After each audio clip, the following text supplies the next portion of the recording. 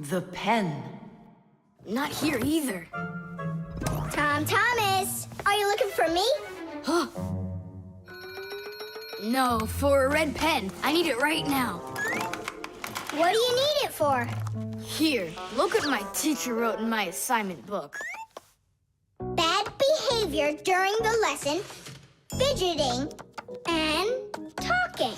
What are you gonna do with a red pen? Your teacher left something out? I thought maybe, I could fix it a bit. I hope I find that pen.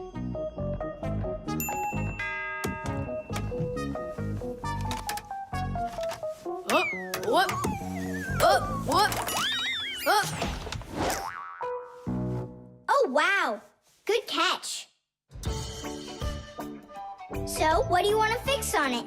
I'll just add a couple of no's, and then it will say that I had no bad behavior during the lesson, no fidgeting, and no talking. See, no problem. Cool. And then add this at the end. Tom Thomas is a perfect student. Nah, then they would guess I did it. What, is it clogged up? A little scribble will do it. That's not a pen, it's more like a penknife. Oh, look, the ball's missing. What ball? It's a pen. It's a pen, but it's a ballpoint pen. Old-fashioned pens work by dipping the pen into a jar of ink. But with a ballpoint pen, the ink is stored inside of a tube that has a metal tip on the end with a small steel ball. Well, small for humans, that is, but of course, for Fixies, it's quite large. When you drag the pen across the paper, the ball spins around and gets ink on it from inside the tube. Then it turns over and the ink rolls out onto the paper. So without the ball, a ballpoint pen won't write at all. So what am I going to do? That's my only red pen.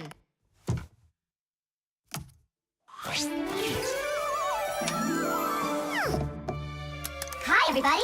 Why do you look so sad? We lost the ball from the tip of this pen. Where? It's here somewhere.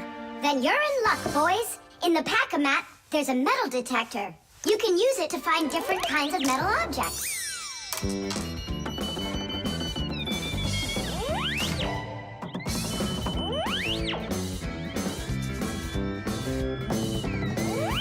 Nah, that's not it. I can see that myself. It's not on the table, Nolik.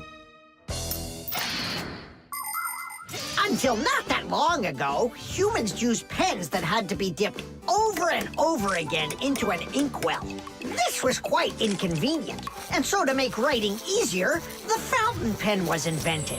A fountain pen could be filled up with ink, so it could write for a much longer time. But fountain pens would often leak, leaving blots of ink on the paper. This problem was solved with the invention of the ballpoint pen. Ballpoint pens are simple, handy, and reliable, except that you can't write with them on a wall or upside down for a long time. That's because the ball uses up the ink on it, and the ink can't flow up to the tip.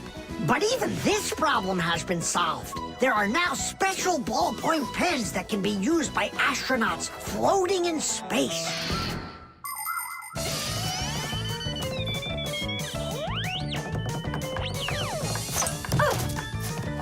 Is this the one?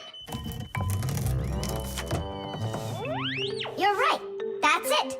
Don't you just see how awesome my metal detector is? Is that what you're calling me now?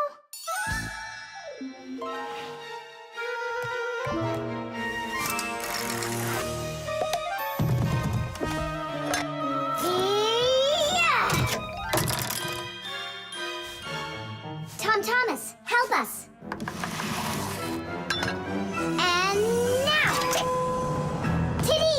Cool. By the way, what do you need the red pen for? Well, Tom Thomas and I need to fix something in his assignment book. What? If I knew that, I wouldn't have helped you out. So no fidgeting and no talking. And your teacher, she writes in your assignment book when you behave well? Uh-huh. Whenever we behave well, she writes a note in our books right away. Ah, Did you see, Simka? How Tom Thomas managed to outsmart everybody? Since I see nothing else here from your teacher, does that mean you behaved badly the other days? Uh-huh. What? Did you see, Nolik? How Tom Thomas just managed to outsmart himself? The keyboard. 5, 4, 3, 2, 1. Ready or not, here we come. And where is he hiding this time? Tom Thomas! Yoo-hoo! Tom Thomas, you didn't forget about your grandma's birthday, did you? No! Oops, I did. We found you this time. Hey, that's not fair. It was my mom that found me, not you. Then go and hide again. Not now. I have to draw a birthday card for... my grandmother. So, we need one clean sheet of paper. When's your grandma's birthday? Tomorrow. But your card won't get there on time. Oh, then what can I do? Come on and use your noggin. Pick up the phone, give her a ring. Your grandmother will be really happy to hear your voice. No, we've got a tradition. We send each other birthday cards. And what's the internet for? Why don't you send off an electronic card to her? Simka, that's genius. Oh, this one's cool. Now go ahead and type your message.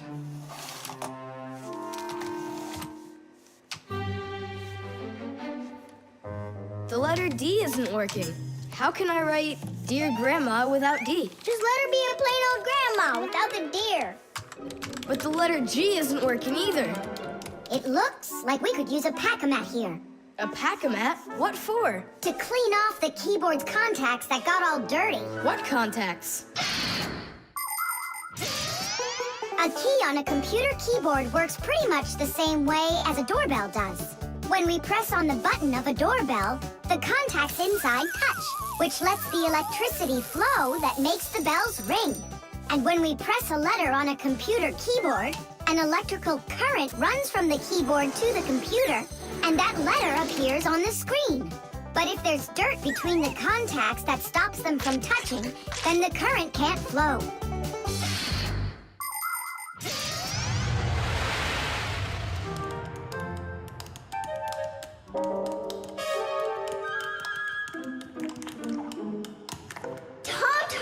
What did you drop in here that is so sticky?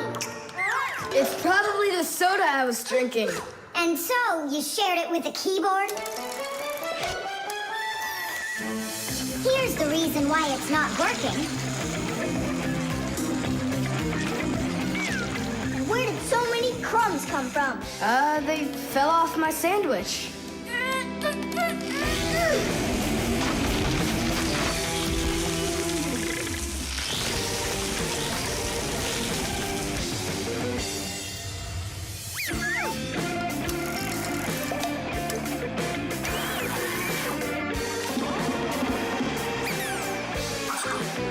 What in the world is this red stuff down here? That must be the sauce for my mushroom pizza. Oh, Nolik. Well, now it looks like we're gonna be out picking mushrooms. The Fixies are always ready to help people out, but there are some people we really don't feel like helping.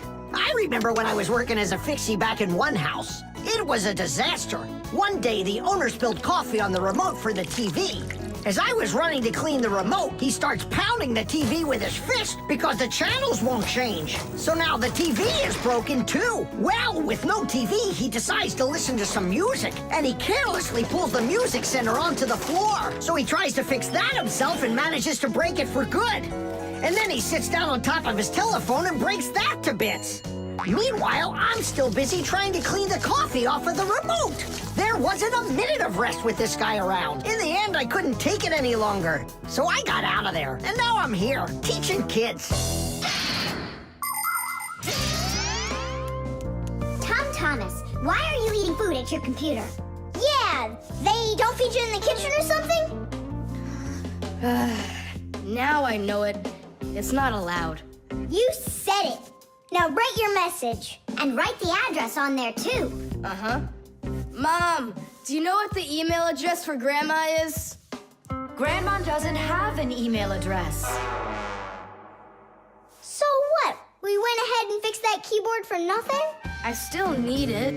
Am I Grandma? I'll give her a ring on the phone. You said you had a tradition of writing each other cards. And what? Grandma will be happy to hear my voice. That's some original idea, huh? The electric train. Woo woo woo woo!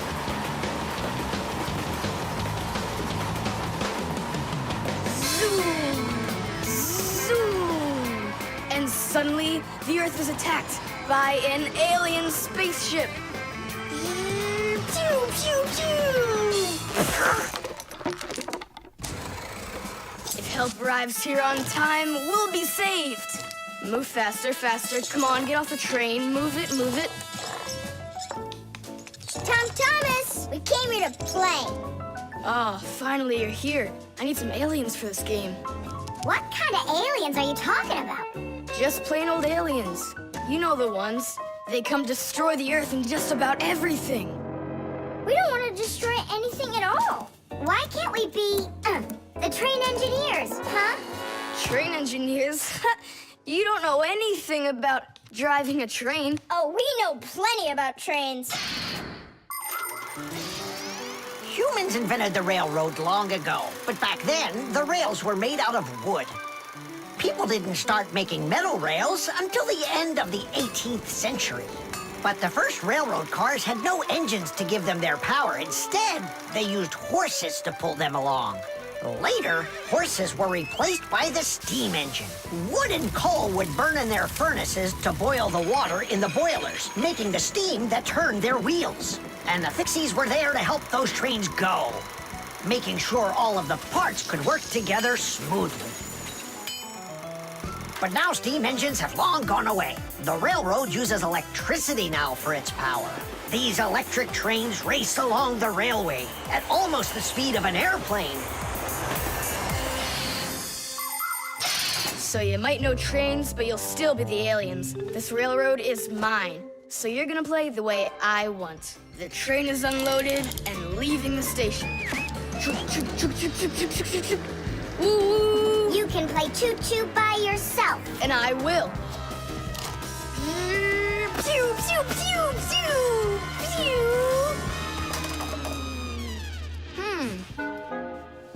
Hey, why did you stop?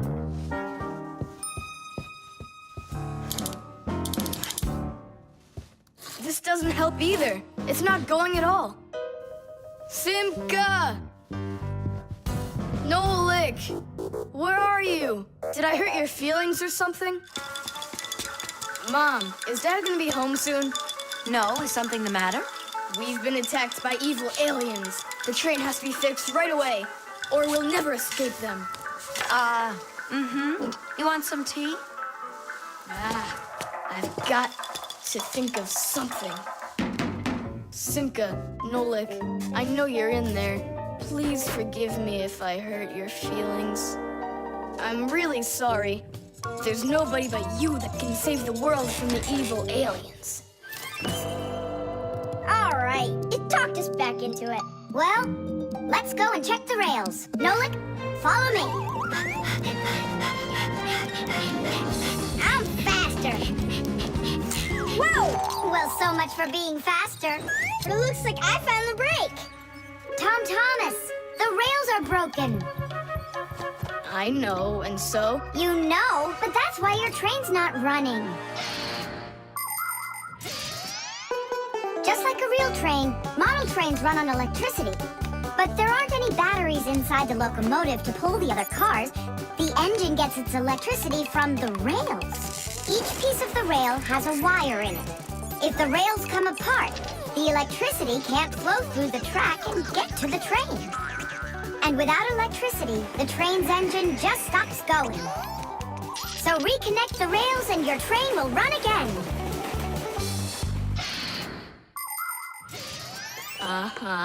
Put them together. Yes! Hooray! The train's running! Way to go! So will you play with me now? And which way are we playing this time? Whatever you want, I'm with you.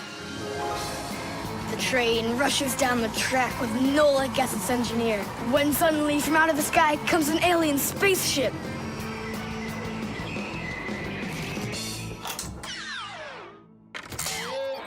Greetings to you, O people of planet Earth. I come from far away, from another galaxy. Have you come to destroy everything? No, I've come to fix it all. Oh!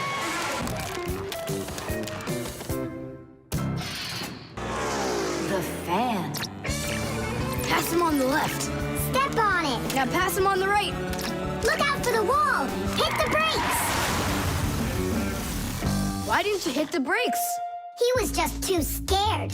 What do you mean too scared? Something got into my eyes. Those were your hands. My turn. Let me show you how it's really done. Oh, what's wrong with the computer? Oh, it's been really acting up for a while. It turns off by itself. It's no big deal. I just turn it back on. I don't like this at all.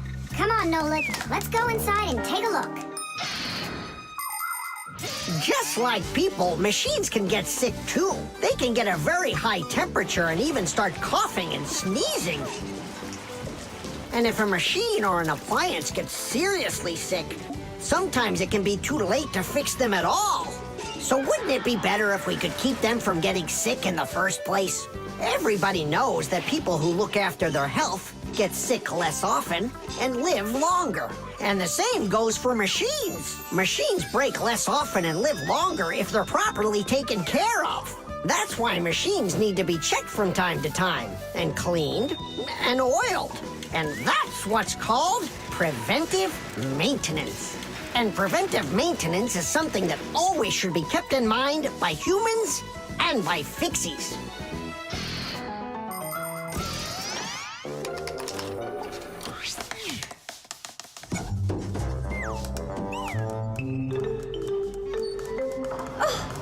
What is that?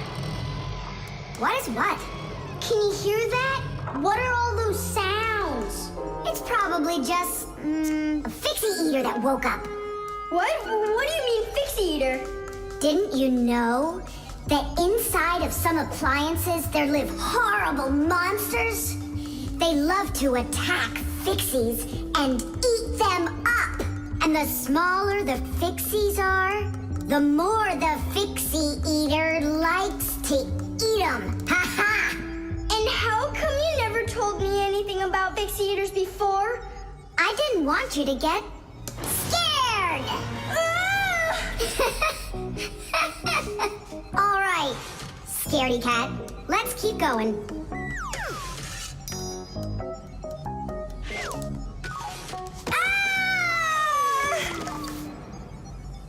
Simka, where are you?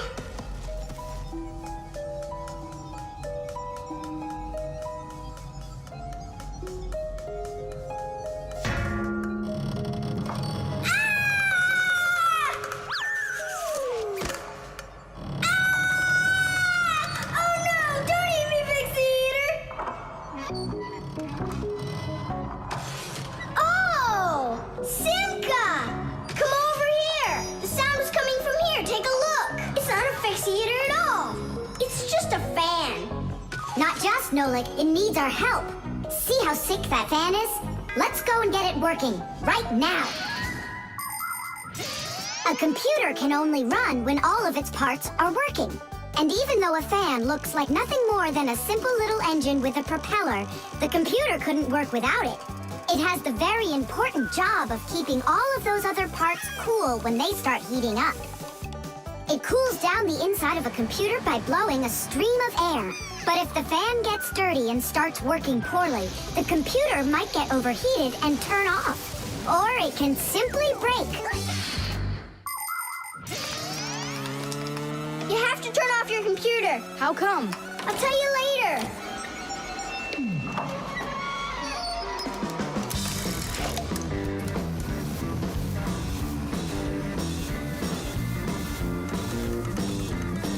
That part's done. Now we oil it. Let me try. All right. It's oiled up. Just like your nose. Tom Thomas! Turn it on!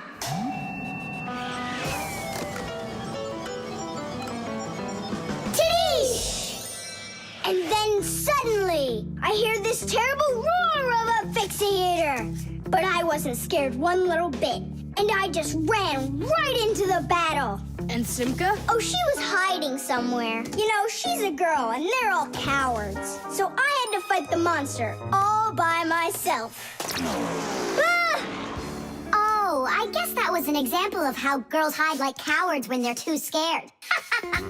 Well, yeah. The screws. Hey, Tom Thomas, what you thinking about? Huh? For school, I have to write an essay. My very best friend. I don't know. Who should I write about? What do you mean, who? Aren't I your closest friend? Of course. How could I forget to write about you? And you can keep forgetting. That's our secret, right? Don't you remember the promise you made when we met? Sure, how could I forget?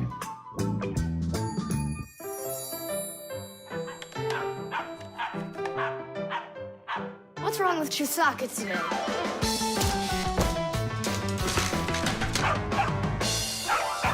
Chusaka, why are these screws bothering you so badly?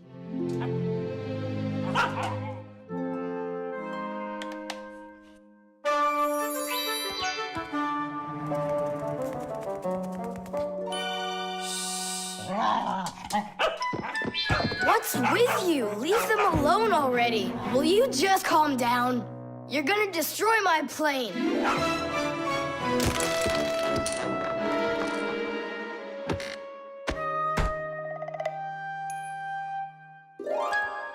Let's get out of here. Ow! What's going on? What's going on? Hey, if you don't turn back again, I'm not letting you go. Oh, please, don't be afraid. I'm not gonna hurt you too. I'll just ask you one question and let you go. Nolik, we can't. Don't worry about it. Quit your staring. Ask your question, boy. No way you can talk. Just tell me, who are you? Fixies. That's all. We answered. Now you let us out. Oh, wait, but what's it mean that you're Fixies? That's already question number 2. You promised to let us out, didn't you? I'm sorry. You can leave now. Simka, it's fine. I can see from his look that we can trust him. All right. We'll tell him. You gotta swear that you don't tell anyone else. I swear it. Fixies. We're the little people that live inside of machines and appliances and take care of them, fixing them, cleaning them, and oiling them. Humans never suspect us. They think that if something breaks and then suddenly starts working again, that it happened all by itself. Well, nothing happens by itself. It happens because we, the Fixies, are living inside. Yes, without the Fixies, humans would have so many more problems with their machines. That's awesome. And so what are your names? That's already question number 3.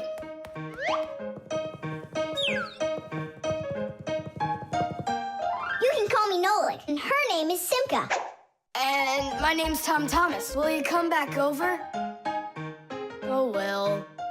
I was this close to becoming the first kid in the whole world who made friends with the Fixies. I thought you guys would never come back over. And we didn't plan on coming back. But then we thought it'd be really great to be the only Fixies in the whole world, who are friends with the only kid in the whole world, who is friends with the Fixies. Ah! And who has told no one about us.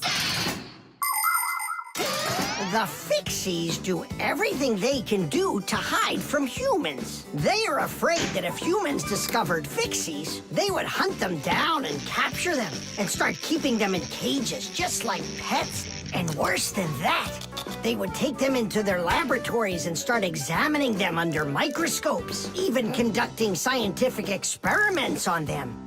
Or suppose that humans thought we'd do all their work for them, and so they decided that they didn't have to take care of their appliances any longer. Well then, let me tell you this. If humans decided that they didn't have to clean or fix their own appliances, then not even the Fixies will be able to stop them from breaking no matter what they do.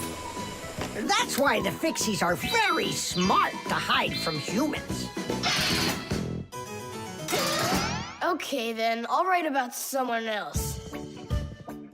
I have the very best friend ever. Period. When something's broken, he repairs it. He's the one and only The one and only Nolan. The magnet.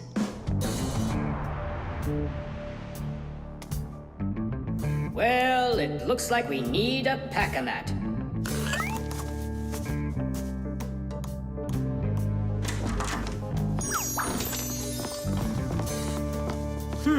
Where did this screw come from?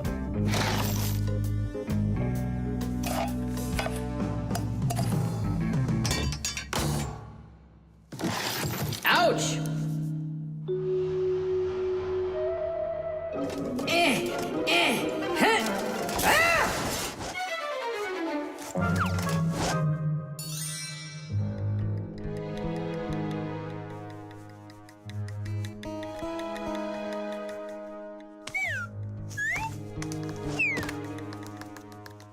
Papoose isn't in there either. It's awful. He's probably disappeared forever. It's already been 5 days. Don't worry about it. We're gonna find him for sure. Yeah, we'll find him for sure. Let's go take another look in the kitchen. But we already looked in there. We'll look better this time.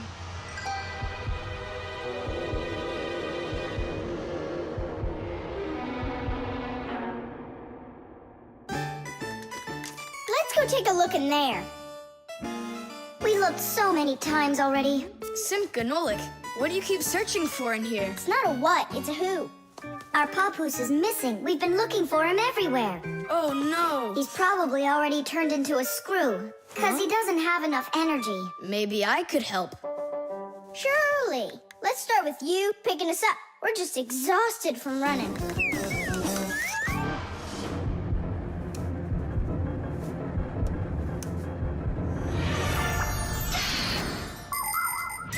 In a dangerous situation, a Fixie can choose to turn into a screw. But sometimes it happens all by itself. For example, when a Fixie doesn't have enough energy. When this happens, the Fixie grows weak, gets sluggish, and then goes into hibernation, turning into a screw. This bad luck happens when a Fixie doesn't get charged up from being inside of a device. That's why Fixies always work inside of machines, so they can stay charged up with energy. Sometimes a Fixie that has grown weak and turned into a screw can get lucky. If a human happens to find him and screws him into an appliance, then the Fixie will be able to get energized and come back to life. Then he'll unscrew himself and run away, leaving the human wondering, where did that screw go? I know I screwed it in. So, where should we look first? What are you looking for in here, Tom Thomas? Well, And what do you have there in your hand? just some screws of mine. Ah, I just found a screw not too long ago. Maybe it's one of yours. Probably. Where's it now? Here, take it, and don't leave them lying around. Should I turn myself around now so your Papoose can turn back into himself? He's been lying in there for a week already. He doesn't have the energy to turn back into himself. Then what's next? We have to screw him into some device, you know, so he will get his energy back. Okay. But which one's Papoose? All of these screws in here look like Papoose. We'll use a magnet. How come? All of the screws will just get lifted up together. First of all, not every kind of metal is attracted by a magnet. It's an easy thing to see for yourself. Just get a magnet. You probably have one in your house on the refrigerator. Try moving it close to different metal objects you have around the house, like a spoon or nails or coins. You'll notice that some of the metal objects are pulled very strongly by the magnet, while some of the metals are pulled a bit less. And then there will be some metal things that aren't attracted to the magnet at all. Got it. And the second thing? Well, the second thing, we Fixies aren't attracted to that magnet one bit when we turn into screws. Let's give it a try. Here, I found him. And now we'll screw him in. I wonder, are there any other Fixies in here? We're not enough for you or something? Not at all, I just wonder. Nothing. Oh, and the screw went away. How about that? He already got charged up and unscrewed himself. Why don't you take a little rest after such a big adventure? No thanks, I've had plenty of rest. Anyway, it's something I've wanted to do for a very long time already.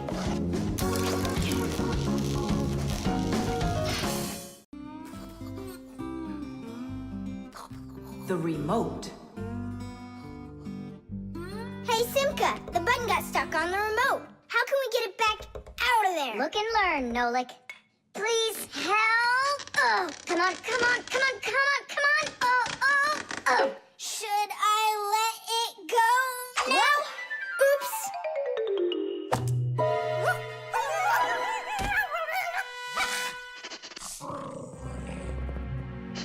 Nolik, hide somewhere.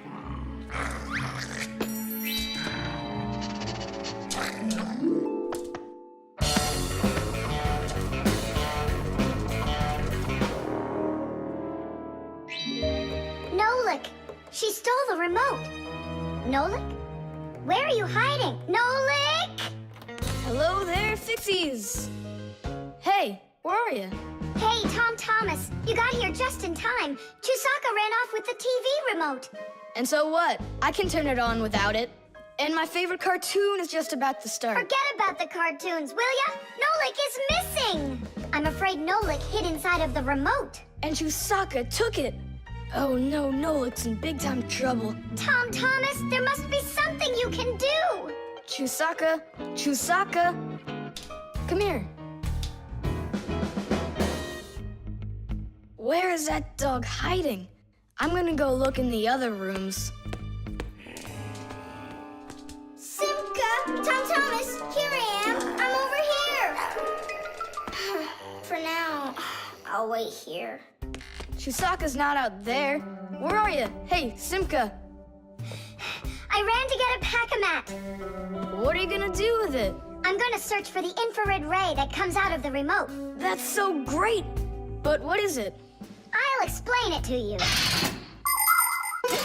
Inside of most remote controls, there's a special type of light bulb called a light-emitting diode, or LED for short. When we press a button, the LED sends an invisible infrared ray. And in the TV, there is a receiver for these invisible rays. The TV understands the command that comes from the remote control and carries it out, like changing the channel or the volume.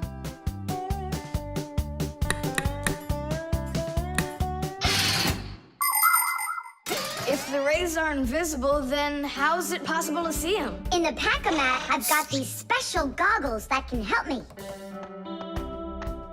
And now what? Yell to Nolik. Get him to close the contact on any one of the buttons. Nolik! You gotta push one of the buttons down on the remote. A button? But how am I gonna do that? Wait, 1 second. Chusaka Chusaks with a brain full of rocks. Meow. Meow. Oh, Mamma Mia. Now she'll eat me together with the remote. Nothing for you here. But here's something. There he is. He's over there. Chusaka, come here. Do you want a hot dog? So you want to play tough? All right then.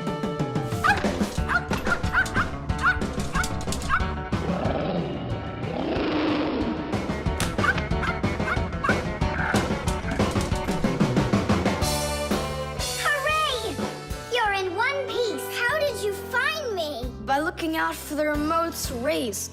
It's just a shame it's impossible for me to see him. What are you saying? You can! If you want to see infrared rays, all you have to do is look through a digital camera. Try it for yourself. Turn on the camera on a mobile telephone. Now go ahead and press any button on the remote control and point the camera toward the front of it. You'll see a bright dot on the screen of the camera. That's the light-emitting diode working. It's letting off a special light that can't be seen by the naked eye. It's also possible to point the remote control at a mirror. And then through the camera, you can see how the light-emitting diode turns itself on. So what that means is that invisible rays bounce off of a mirror in the same way that regular light does. So you can control the TV by bouncing the light from a remote control off of a mirror. You don't believe me? Then go ahead and try it yourself.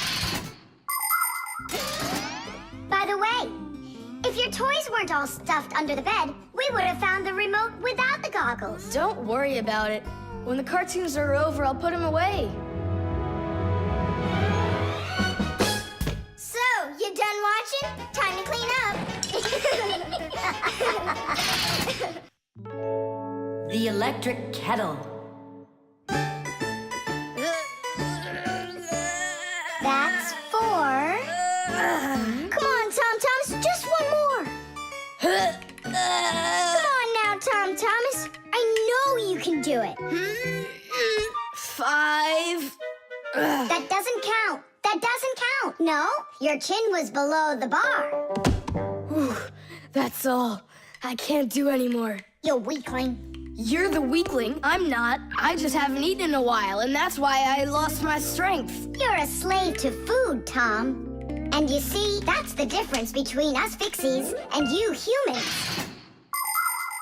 Many people wrongly assume that the only way Fixies could live is by stealing food off of humans' tables. Or worse yet, by stealing it from their refrigerators. That's just a lie. It's not true at all. Fixies don't eat any kind of human food. So then where in the world do the Fixies get their energy, you're wondering? It's very simple. A Fixie's entire life is connected with devices. Fixies not only live inside of devices, but they take care of them and help them live longer. And in return for their help, these devices share part of their energy with the Fixies. So there you go. The Fixies help devices, and devices help the Fixies. Yes, we Fixies and machines have a symbiotic relationship. So we don't eat leftovers like cockroaches, because we're Fixies. 1, 2, 3, load! How's it possible that a big boy like you doesn't know how to make any food for himself? I'm able to cook, but I'm not allowed to turn on the stove. What can you make without it? Oh, yes. We have instant oatmeal. Look. Do you like oatmeal? You're joking. Only my folks say oats are healthy and make you stronger. Great. Well, then how do you cook it? It's not hard. All you gotta do is add hot water, and I'm allowed to turn on the kettle. Stop and check if there's water in there. If there's none, you can burn out the kettle. It's got enough. Then you can turn it on. Hey, tell me, how does the kettle turn off? I mean, how does it know when the water's hot enough? Inside of an electric kettle, there's a heater hidden underneath its bottom. When you turn on the kettle, the heater warms up the water until it boils. And the boiling water gives off steam that heats up a special metal plate at the top of the kettle. The heat causes the metal plate to bend, and that turns off the switch. So you could say that an electric kettle feels when the water's boiling.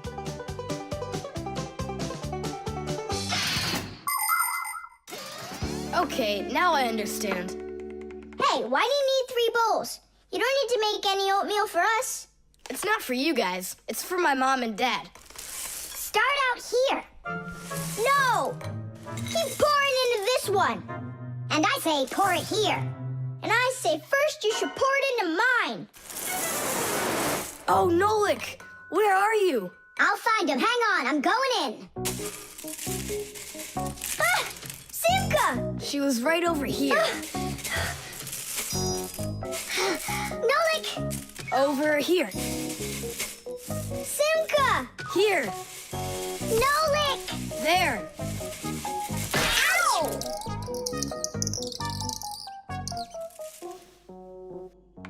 Hey, where is your other boot? It got lost. Up there in the oatmeal. That must be your parents. Let's get out of here. Hey, and what about your shoe? Don't worry, I got another one. Hi, Tom Thomas. We're back. You must be hungry. We'll make you something to eat. But I already prepared us some food. And the water's already hot. Wash your hands. Tom Thomas, don't touch that kettle if it's hot. I don't want you to burn yourself. Nom, nom, nom, So nom. today we're eating oatmeal for dinner. Delicious. Maybe you have something else? Why something else? You're the ones that say that oatmeal's great for you and that it makes us stronger. Well, yeah, that's what we say. I'm glad that our son pays such careful attention. Isn't it delicious? Really? Huh. What's that? Oh, look, you found the boot, Dad. What? It's nothing. Just eat your food and don't get distracted. I'd like to see that oatmeal all gone, okay? And whoever doesn't finish won't get any candy.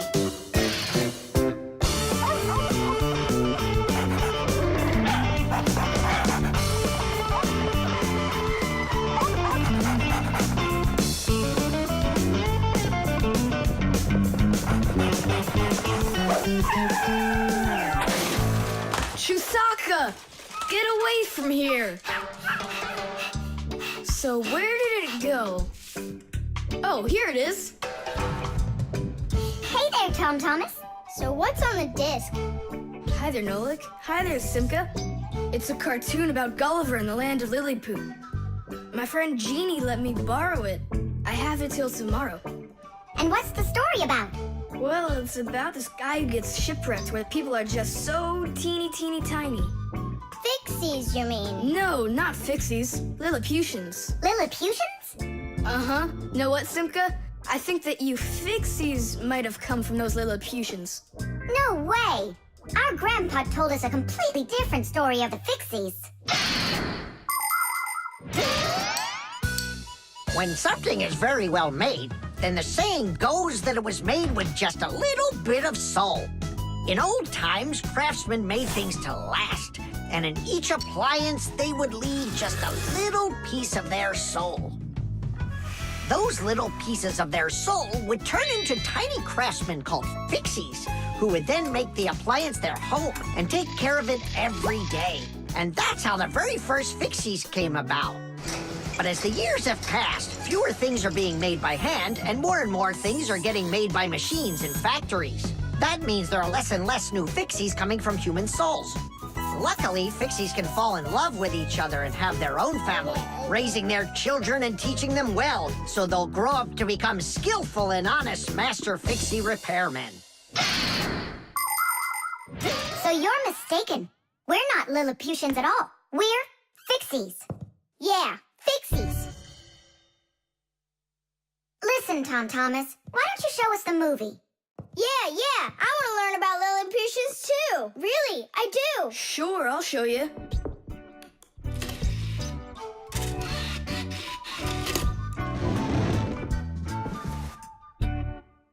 Oh no, what's going on? I broke it.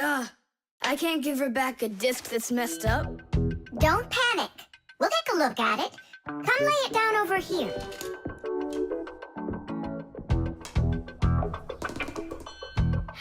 Tom Thomas, why is this disc all covered in jelly? Because I was touching it with my fingers. I mean, what else? It's obvious you don't know how a disc works at all. And you know how it works? Yeah, I know.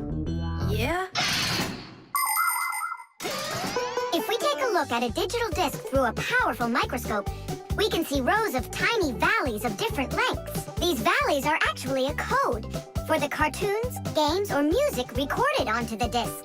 Inside a disc player, a laser beam reads the code and helps turn it back into pictures and sounds. But if you scratch the disc or smudge the disc with dirty fingers, the laser can't read it and the disc won't play. That's why you need to keep discs clean and stored in cases.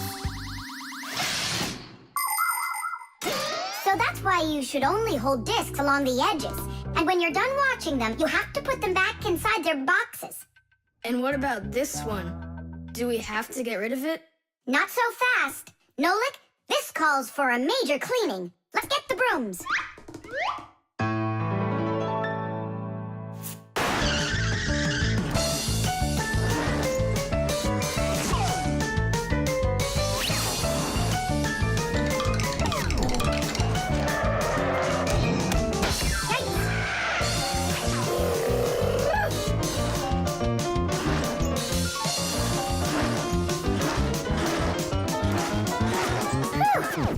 Okay, Tom Thomas, check the disc. There you go. Now you're holding it right. Hooray! The disc works fine. Hooray! Now we can watch the movie about the Lilliputians. Hey, Gulliver, why are you sitting there? You've seen this movie already. I know in what? What? Look at that pile of discs. Where do you need to put them? Huh. In their boxes. The washing machine. Look at that, Simka. They're showing Titanic on the television. Hey, Nolik, that's not a television. That's a machine for washing laundry. No way. Yeah, it's just a plain old washing machine, Nolik, don't you know? Tell me about it. You're such a great explainer. Inside of a washing machine is a big drum. People put their dirty laundry in there and add a special kind of soap called detergent. When they turn the washing machine on, the drum fills with water, and then the motor starts to spin the drum. That makes the laundry rub together, forcing the soapy water in and the dirt out to make your clothes clean. After that, all that's left is to get out the water by spinning the drum really fast and sending the water down the drain. Oh, thanks a lot, Simka. I always wondered, why would you want to put laundry inside a television? Are you joking with me? Uh-huh. Oh, I'll show you a funny joke. Get over here. Shh, it's Tom Thomas's mother. She's got headphones on. We're safe. She doesn't hear anything except the music.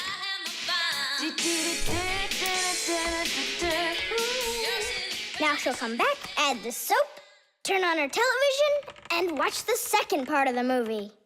Again with the jokes. This time I'm really gonna let you have it. Whoa! Nolik, just do what I say. I came up with a plan. What's your plan? To run away!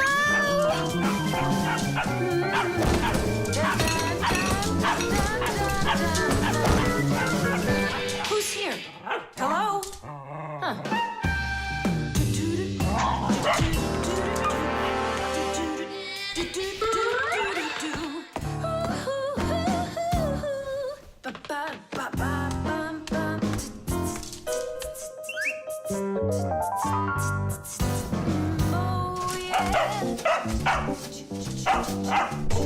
Oh, yeah. There are a lot of things to keep in mind with a washing machine to use it right. For example, do you know what can happen if you wash red and white shirts together? Well, the white one might just turn pink. No, it's not because it's embarrassed, but because some of the color from the red shirt happened to get onto the white one. Another important thing to remember is to empty your pockets before you wash your clothes. Things like keys, nails, and chewing gum might not only ruin your clothes, but they can destroy the washer, too. And this isn't only about little stuff.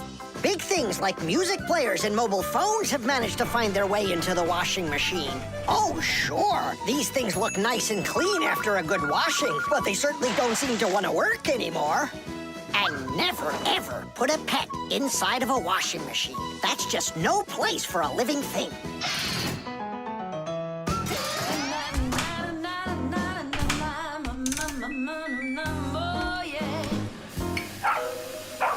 You know what, Simka? I've never been laundered in my entire life. We better get out of here, Nolik, right now. And the faster, the better.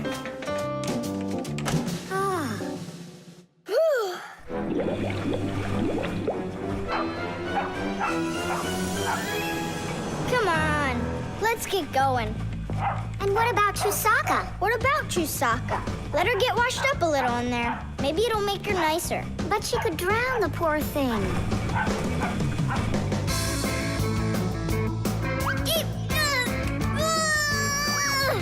I don't think we can do this alone. We should get help from Tom Thomas's mother. 1, 2, stop! What? She moved out of the way.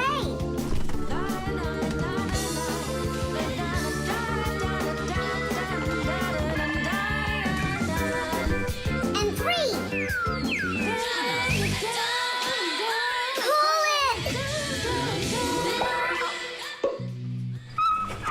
Huh? What is that? Oh my goodness! Oh, my sweet little baby. How did you get in there? You wait right here in the tub and I'll go get you a towel. So, you wild little beast. Looks like we saved your life. We're friends now? Nolik sure doesn't look like she wants to be our friend. So what do we do now? Same old plan. Run! The flashlight. Where is that thing? Hi, Tom Thomas. What are you looking for? The flashlight. Ah, here it is. Why do you need it? Katya, I want to talk with her. Why not use the phone? This thing's a flashlight. It's not a telephone. No, you don't understand. Me and Katya came up with a secret code. If I flash just once, then it means hello there. Oh, and Katya's also said hello there to you. And 2 flashes? What's that? Katya's asking if everything's all right. Now I'll tell her that everything's good. Oh, what's wrong with this? I think it's not working right. I see, Nolik, but what's wrong? Any flashlight is nothing more than a battery and a light bulb connected by some wires that are used to make a switch in between them. To turn on a flashlight, you flip on a switch. That lets the electricity flow through the wires from the battery to the bulb so it lights up. And if it won't light up, that means that the battery is dead, the light bulb is burned out, or the switch is broken. And now let's put all this theory into practice. I'm sorry, but I don't have time right now. Don't you get it? If I don't signal back, she'll think that I don't want to talk to her, and that would just be terrible. Just don't get all worked up. We'll help you. But first, we need to get the the pack-a-mat and come right back. See ya. Did you hear that? Masya, what a weird sound. Uh-huh. That's new. Now we know what the noise was. Papoose, can we use a pack-a-mat? To fix a flashlight. Really, did you say a flashlight? Do you know the story about when Granddad had to travel for miles on top of a dog? It's true! He was sent on a very important mission. A huge flashlight repair. What kind was it? A special kind called a lighthouse. A lighthouse is a tall structure with a huge flashlight on top of it that is used to help ships and planes find their way. People have been using lighthouses since ancient times. The most famous of them all is the Lighthouse of Alexandria. It was built in Egypt more than 2,000 years ago, and it was more than 100 meters tall. The ancient Greeks considered this lighthouse one of the 7 wonders of the world. In ancient times, people would burn big fires on top of lighthouses. Today, the light comes from powerful electric bulbs. Many of today's lighthouses not only give off light, but they send radio signals, too. Yes, thanks to lighthouses, ships and planes for miles around learn where they need to sail or where they've got to fly in order to stay safe. And thanks to that heroic deed of your grandfather, that big old lighthouse started working. Since then, not a single ship has ever gone astray. Simka! And what if we don't just fix the flashlight, but we do something heroic? Like Grandpoos did. Uh-huh. All right, what do you say? Let's jump on the back of this dog and get moving.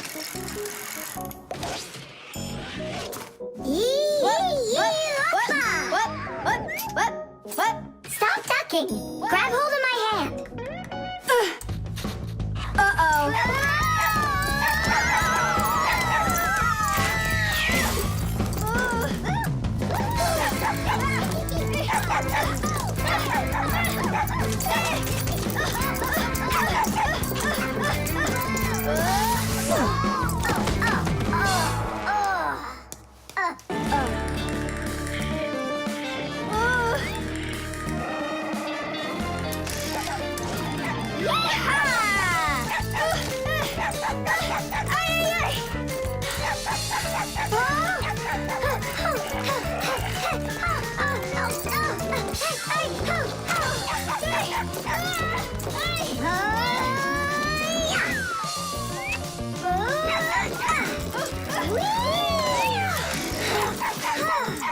Chusaka, no!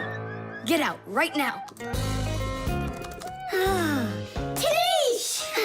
That was really some heroic deed. Now it's time to go get that lighthouse fixed. Tom Thomas, hand the lighthouse over. What kind of lighthouse? The one that's your flashlight. I have no use for it. What do you mean, no use for it? But then how are you gonna tell Katya what she needs to know? I already told her. Watch this. No, that wasn't the deal. Yeah. You want to tell us our heroic deed was in vain? Well, if you need some heroic deed, then sure, fix it. Hooray! The refrigerator.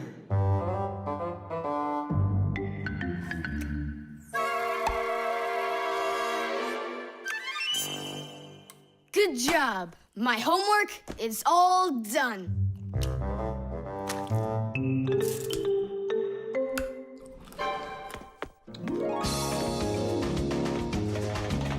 Tag, you're it.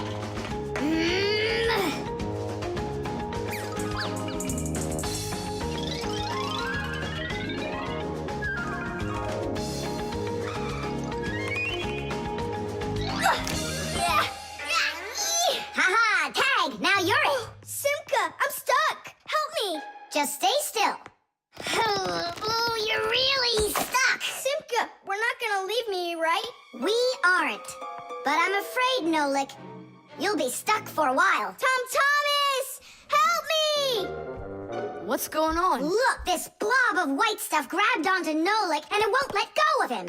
Oh, it's a piece of gum. It's my bubble gum.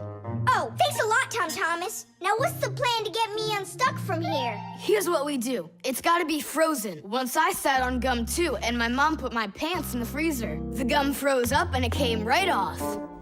I don't want to go into the freezer. Don't worry, Nolik. I'll stay right here with you. Just hold on. It won't take long at all. Huh. Why do I need to hold on? The gum's already holding on to me. Simka, do you know why it's so cold in the freezer when outside it's warm? I'll explain it to you. A refrigerator has a pump that pushes a special liquid through a long tube. Inside the refrigerator, the liquid in the tube wants to turn into a gas. To do that, it takes the heat from everything inside, and that makes the refrigerator cool. Then the pump sucks in the gas and pushes it out as a hot liquid into the tubes on the back of the refrigerator. That lets all of the heat collected from the inside escape into the air outside. I wish I was somewhere warm. Hold on. I'll go get us some warm clothes to wear. I don't want to hold on. I want to go with you. Just hang in there. I'm hanging. Tom Thomas, open up!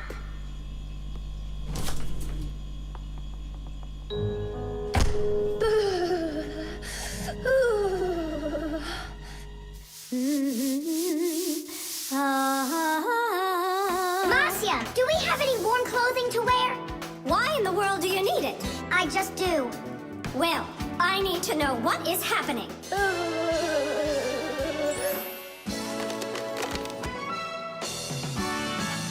Hooray! Tom Thomas, Simka, open up the door! It looks like I'm gonna freeze up in here for good. A Fixie is constantly surrounded by all sorts of danger. Inside a dark freezer, a Fixie can lose his way and freeze to death. If he's not paying attention, he can drown inside of a washing machine or inside of a dishwasher. And a careless Fixie is always at risk of getting an electric shock. Or suppose there's a short circuit inside of an appliance that starts a fire. If this happens, you need to run away if you want to survive. And what about humans? Well, they don't even believe that we Fixies exist at all, so they can accidentally drop something on top of a Fixie, or step on one, or kick us across the room. So if we don't get out of the way in time, So what I'm saying, Fixies, you need to be careful out there and pay attention. So be smart and stay safe, fellow Fixies. I don't understand this at all. He was right here. Poor Nolik. I wonder where he went. Look at this. Footprints.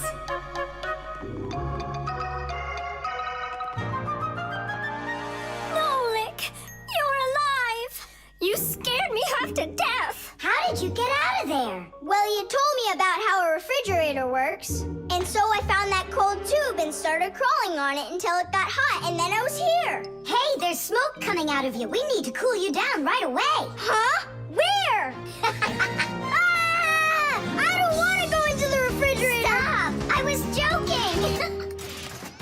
Look how it froze. I could break my teeth on it. You aren't gonna chew it anymore. I'd never do that, not after Nolik sat on it.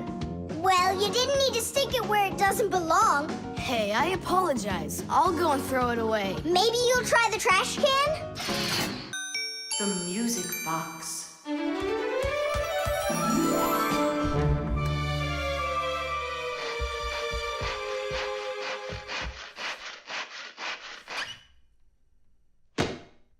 And when the Pied Piper began to play his magical flute, the rats came out of their holes and followed him. And they never would be seen in Hamlin ever again. Whew. And then what? Huh? I can't read anymore. My legs got tired. Whew. Simka, Nolik, something's rustling in there. In where? In Dad's office, it's on his desk. It's inside the wooden container. So maybe there's a mouse inside it. Tom Thomas, sit right here while Nolik and I go and check. And if there's a mouse in there for real, then how are we gonna get it out?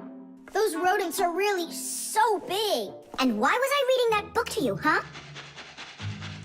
Just grab a flute, give it a toot, and the mice will scoot. And where are the flutes gonna come from? We'll make 'em.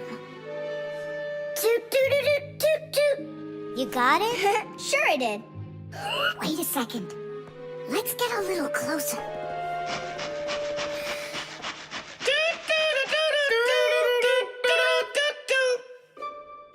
See? It's just like I told you. No more mice in there. So let's toot a little more so they won't go back in. All right. So you're the ones messing around out here. Oh, Grandpoos, it's you here. All day I can't work on what I need to do. Right from the start, someone's opening up the top, and then you two tooting. It was Simka who came up with the tooting. Just because you're afraid of mice. Wow, what kind of machine is this? Well, what do you think? A coffee grinder? No. A hole puncher? Is it a foot scratcher? What? Well, a machine for scratching your feet. You're joking all the time, you. It's a music box, and it's just wonderful. Music boxes were invented more than 200 years ago. Inside, there is usually a cylinder with short pins sticking up from it. In front of the cylinder, there is a comb with metal teeth of different lengths. If you pluck one of the teeth, it will make a pleasant sound. A short tooth makes a higher sound, and a long one, lower. When the cylinder spins around, the pins pluck the different teeth, and music plays. Awesome! So what's broken in here? The spring slipped off. It has to be pushed back into the right place. Will you help?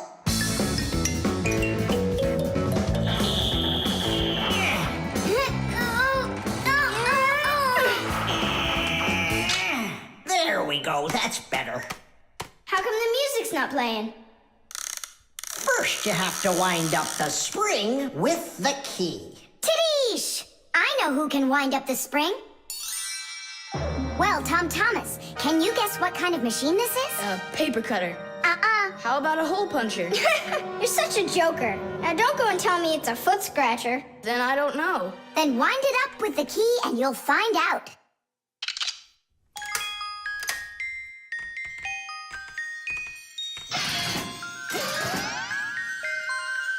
Do you want to know how the higher and lower sounds come out?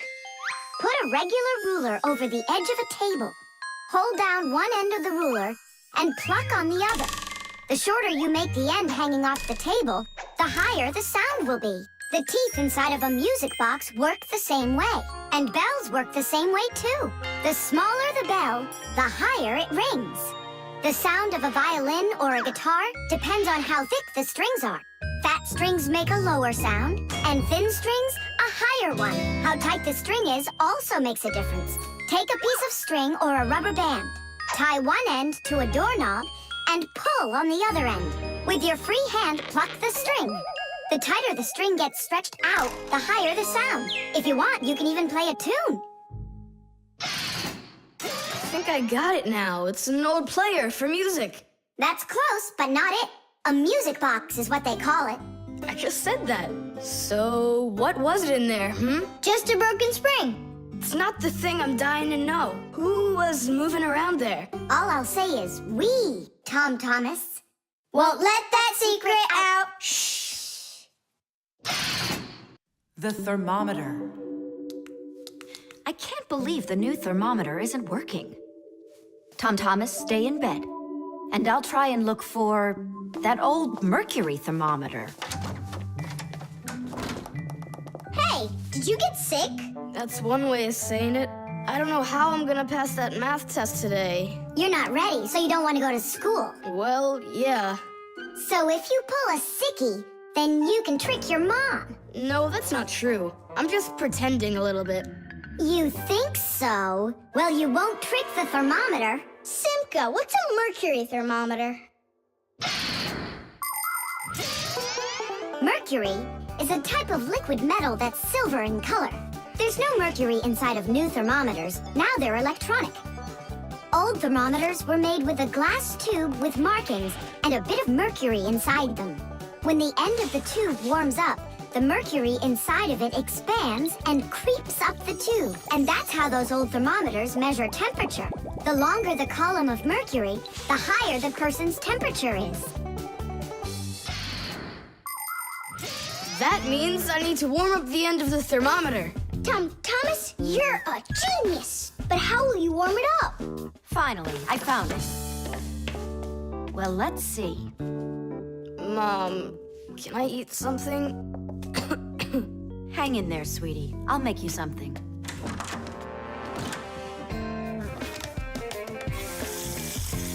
Ooh, that is hot. Now there's just no way it won't have a temperature. Hey, what are you doing in here? Well, how high did you get it? 108 is what it's showing. Oh no! With a temperature that high, they'll send you straight to the hospital, and you don't need that. You'd better shake that thermometer. Yeah, that's what I'll do. That'll get the temperature down a little.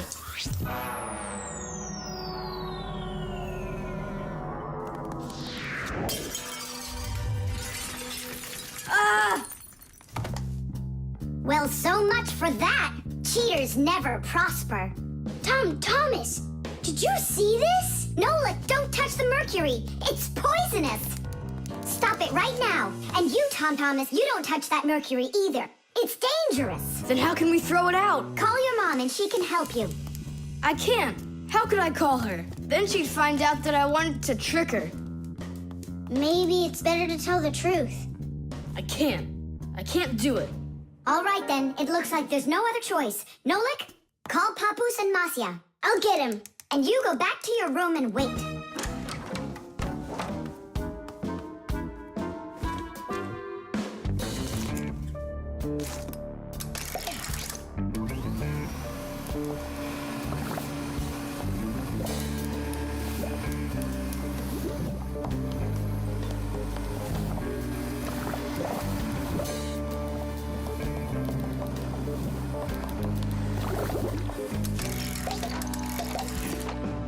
Looks like this whole job is done.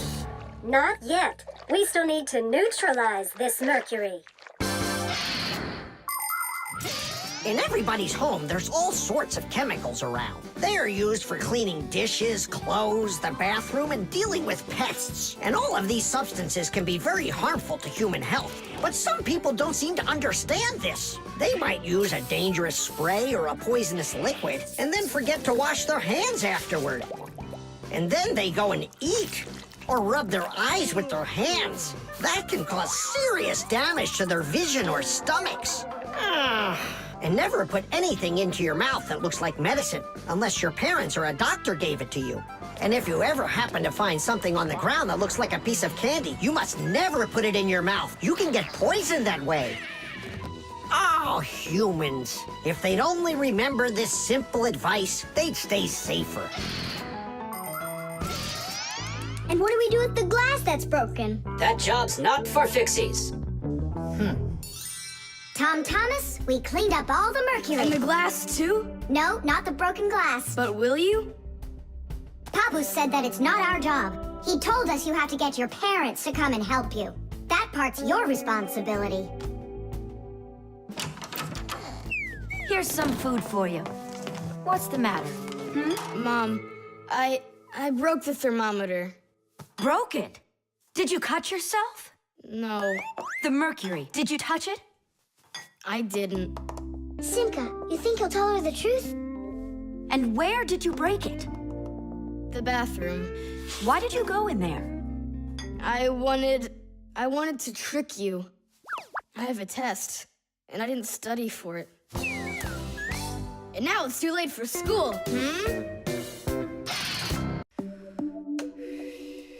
The alarm clock. Ha! It didn't ring again. Nolik, let's go fix the alarm clock. Simka, wake Tom Thomas up. Tom Thomas, get up! Tom Thomas! Hey, you'll be late for school. Tom Thomas, get up already! This is really something. And where's the battery in here? No, this is an old mechanical alarm clock. It doesn't work with a battery. It uses a spring. How's that work? People wind up the spring tightly, and then as it slowly unwinds, it turns the gears, which turn the hands of the clock. Achoo! Oh, What? the alarm clock broke. Let's hurry and get you washed up. Tom Thomas, are you just getting up? Dad, the alarm clock didn't go off. It's broken. Here's the problem. It won't turn, because the feather's stuck in the gears. Nolik, help me.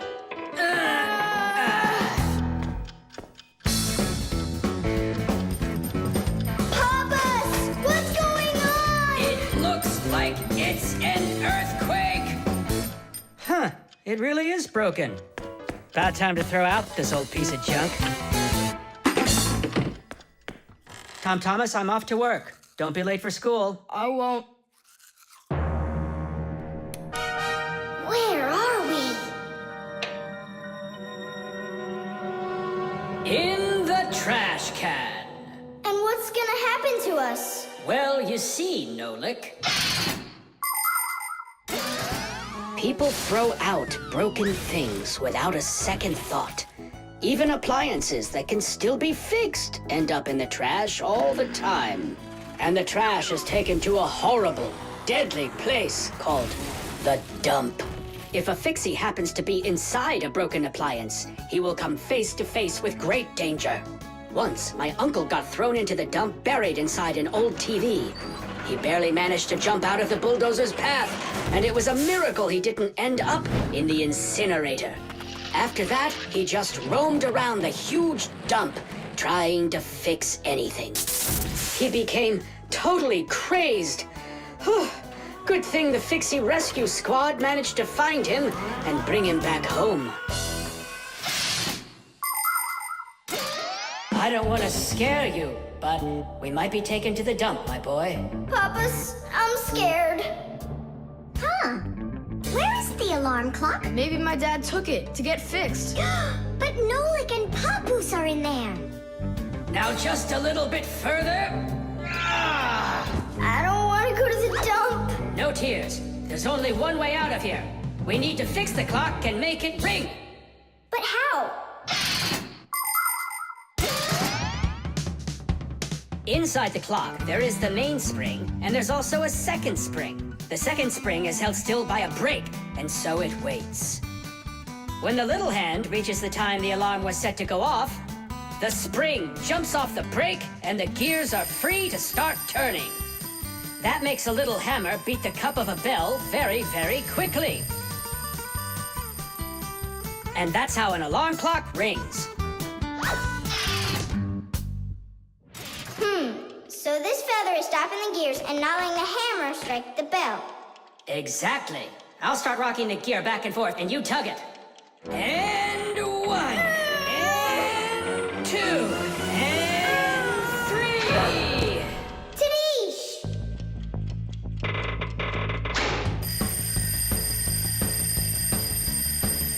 Simka, I think I can hear my alarm ringing. Run to the sound, quickly. Uh-huh. Someone turned the alarm off. Whoa! And here comes that earthquake again! Nolik! I'm here! Nolik! We fixed the alarm clock. So what was wrong with it? A feather got jammed in the gears. And how could a feather get in a clock? Oh, it's probably from when I put the alarm clock under my pillow, so it wouldn't wake me up. Huh, so you mean because somebody doesn't like to get up in the morning? We almost ended up at the dump? By the way, if that somebody doesn't hurry off to his school soon, he'll be late. Oh, you're right, huh? The balloon. No way! You'll miss for sure. No problem.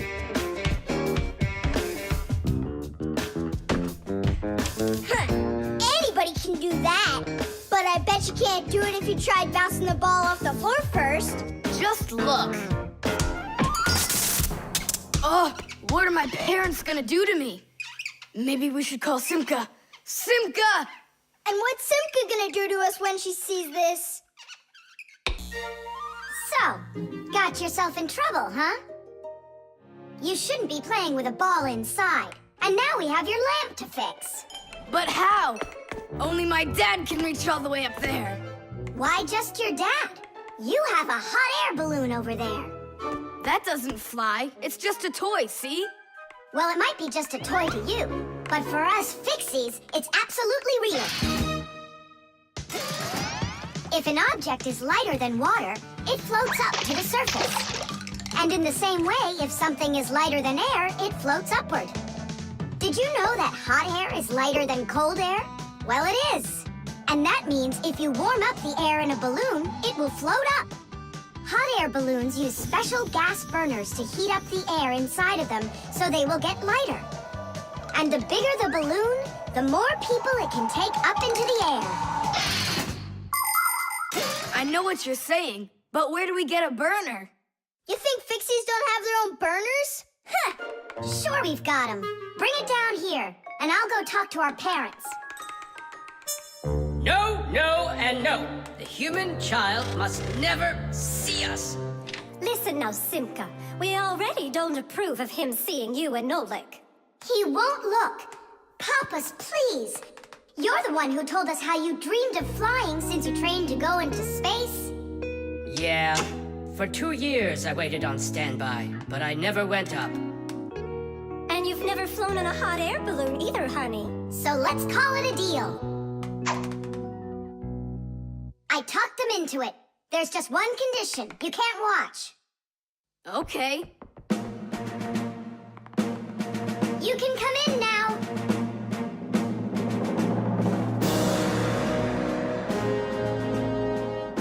Now prepare the burner.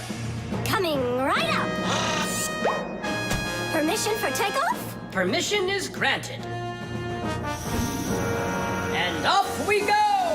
Hooray! It's flying! Don't you peek. Turn around. Oh, it was an accident. accident.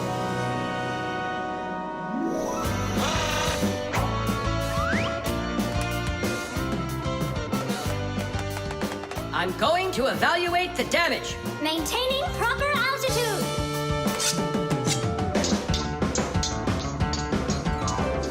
So, they've reached the spot. Air balloons are really awesome. I wonder, who figured out how to do that? It was the Montgolfiers. The hot air balloon was invented in the 18th century by the Montgolfier brothers from France. In those days, there were no gas burners, so they heated the air inside the balloon by burning straw. At first, there were no passengers on their balloon. Not counting the Fixies, of course. I mean, how else could a balloon get up in the air without them? Unfortunately, the names of the first Fixies who took that flight were not recorded in the annals of history. Following the Fixies' flight, the next passengers were animals: a ram, a rooster, and a duck. And it was not until those three safely landed after flying a full 4 kilometers that humans dared to fly in hot air balloons themselves. Ever since their invention, hot air balloons have also gone by another name: Montgolfiers.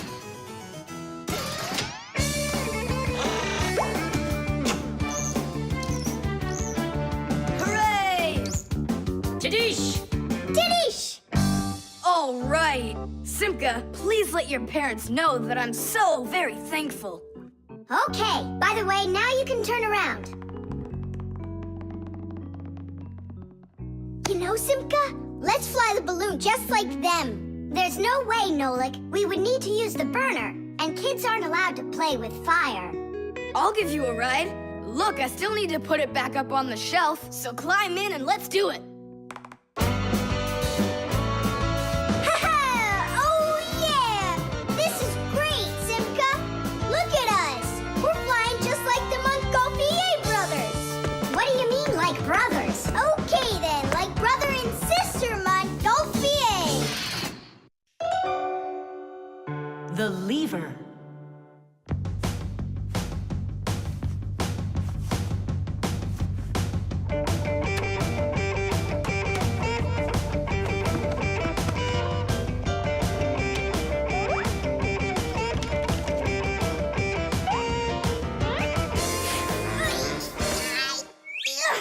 It's a new weightlifting record! You're so strong. That's so light I could lift it up with my finger. Oh my! But do you think you could lift up your nightstand? Don't know, never tried it. So then go on! No way! And you are so much bigger than that nightstand. But watch, I can lift this big pencil. And just look how much smaller I am. So, who's stronger, you or me? Well, I guess it's not me. The Fixies may be very small, but they are actually much stronger than humans. Yes, it's true. What, you don't believe me? Well, who's stronger, an elephant or an ant? You think it's the elephant. Well, of course, it's so much bigger. But did you know that one ant can lift up 50 ants its own size? And an elephant? It can't even hold up one. So it turns out that for its size, an ant is much stronger than an elephant. And the same goes for Fixies. Fixies are incredibly strong for their size. They can lift things that are 100 times heavier than they are. And Fixies can jump 50 times higher than their own height. If humans were as strong as Fixies are, they'd be able to lift an automobile all by themselves. Yeah, Tom Thomas, it's time you built up your strength. Well, how? Start lifting dumbbells. Or if you want to, you can use my barbell. No thanks. I'll use the dumbbells my dad has. They're in his office, I think. Oh, there's one. And where's the other one? Aha, there you are. I'll get you out of there. Come on. I'm helping you here. It's stuck. All right. Move aside. I'll get it right out. What is this What's all the racket? Hi there, Simka. We can't get the dumbbell out from under there. Well, of course you can't. The sofa's pressing down on it. So that's what it is. And I was worried that I lost all my strength. Well, that means we have to lift up this sofa. We can't do that. It's too heavy for us. We can do it. Tom Thomas, get me your hockey stick from your room. We can't move a sofa with a hockey stick. Don't worry, you'll see. Here, I brought it. What is it for? We're gonna use it as a lever. A lever? Well, yeah. A lever works the same way that a seesaw does, with a board resting on top of a piece called the fulcrum. But with a lever, one side is longer than the other, and that's the secret to its power. With a lever's help, it's possible to lift any weight. All you need to do is get the short arm of the lever under the load and push down on the long arm. And the longer the arm, the more weight you can lift. And that's how a lever makes people stronger. Well, can we find a fulcrum in here? Maybe this dumbbell. Can that be our fulcrum? Great idea. Now you're thinking the right way. You ready to go? Let's go! Lean on it, Tom Thomas.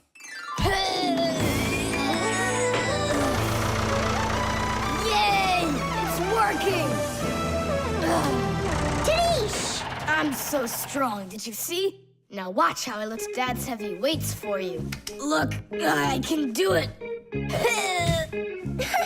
It's just like I told you. You'd be better off training with my weights. Didn't you just see me lift up the sofa? You didn't lift the sofa, the lever did. Did you ever hear the saying, knowledge is power? I've heard it.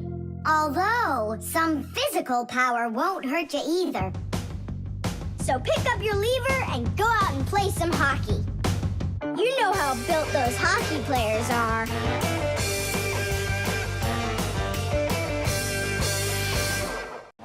The spare part.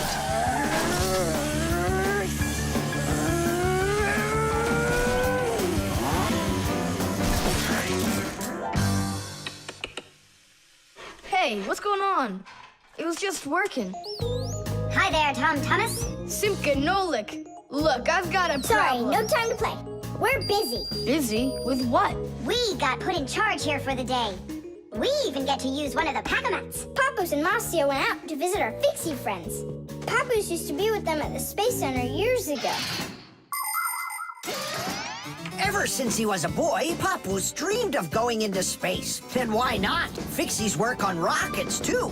He even got a job at the Astronaut Training Center. He was put in charge of the centrifuge, and he made sure it worked perfectly. The centrifuge is a sort of very fast carousel for training astronauts. And Papoose trained inside of it, too. Unfortunately, Papoose never knew the rocket was scheduled to fly on his day off. And when he found out, it was too late, and the rocket blasted off without him. Since then, Papoose hates his days off. But he still longs to fix something like that centrifuge. You know, something turning around like a washing machine. Too bad for Papoose that the one in his house seems to keep working perfectly fine. So that means today you fix everything? Uh-huh. Well then, it's your lucky day, because my car just broke down. Hooray! We've got work to do. Nolik, let's go!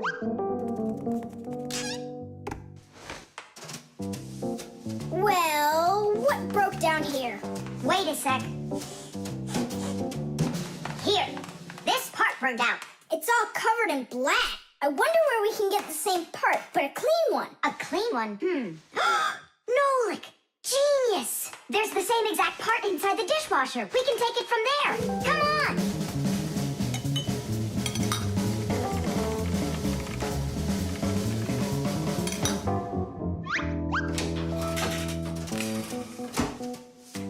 Do you have any idea how all these parts are connected to one another? With this thing right under you. It's a special part called a circuit board. A circuit board's made like this. First, the board gets covered with a thin layer of metal. Then, paths are laid onto the board where the electricity is going to flow. After that, all of the extra metal is washed off of it with a special cleaning liquid, leaving the metal paths that were drawn on the board. These paths work just like wires to connect the parts on the board to each other. And then all that's left to do is attach those parts to their places on the paths. Pull it! Tadish!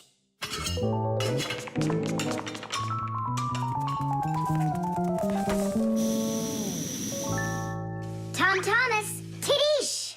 Hooray! It works again. Tom Thomas, I'm about to start the dishwasher. Are there any dirty dishes in your room? Nah. Slow down! Slow what down? Slow down your mom. We took the new part out of the dishwasher, see? Mom, wait! Don't start it! You need to put in this one, dirty cup. Nolik, follow me. Inside the TV's the same part.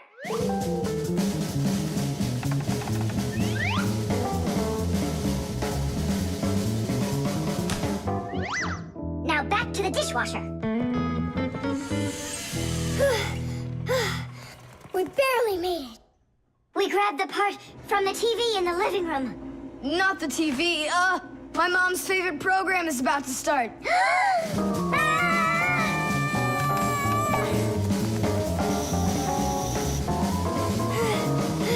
The television is working now. And where'd you get the part for it? From your dad's computer in his office. Hi, everybody. I'm home. Hi, hon. Are you ready for dinner? In a bit. I've got to finish a little work on the computer. Simka, hurry! Where else can we find that part? Stop. That's enough running. Here, take it back from the car.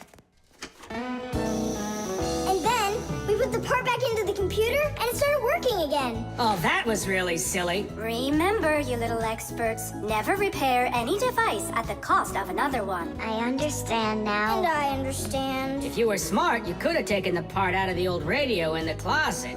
Papoose, but you know the radio wouldn't work then. That old thing hasn't been working for years. Marcia and I have pulled out half those parts already. The drain.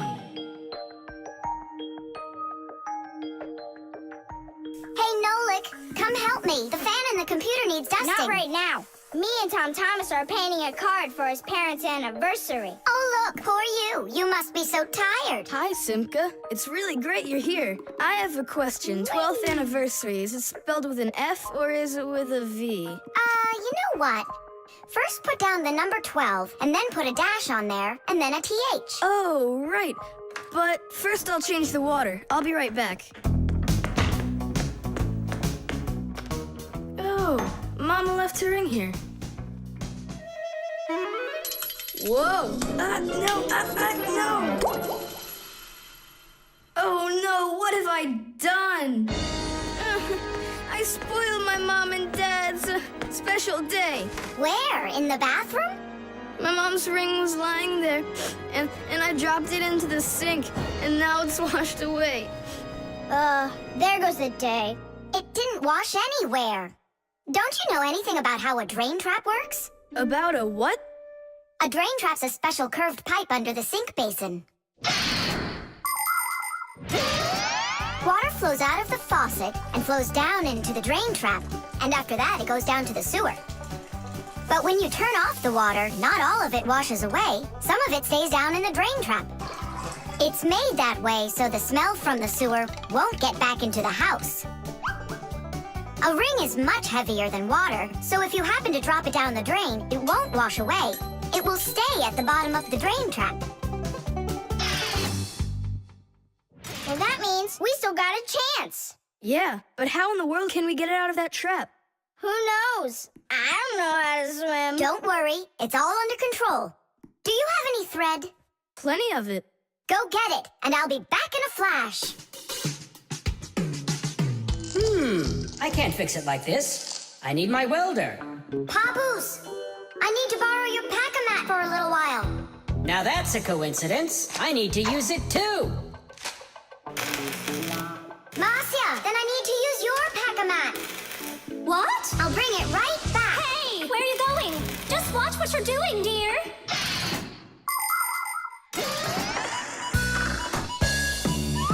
Just like the name says, Fixies live to help machines and appliances.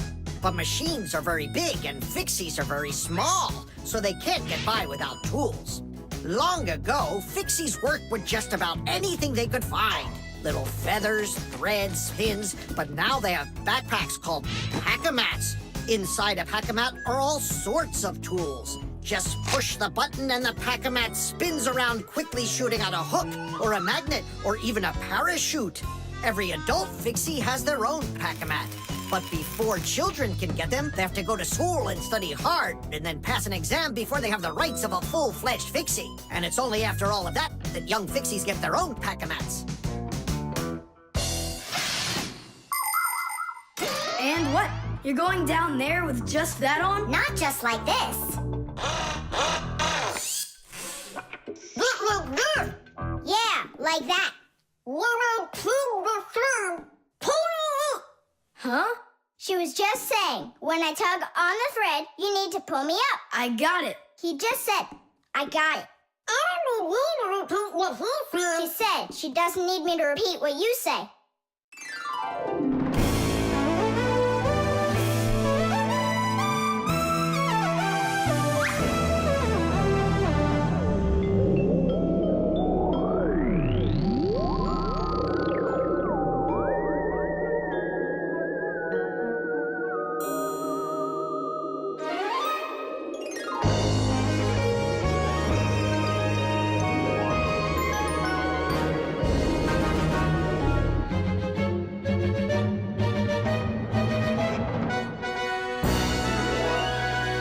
Simka, Nolik, thank you. You really saved the day.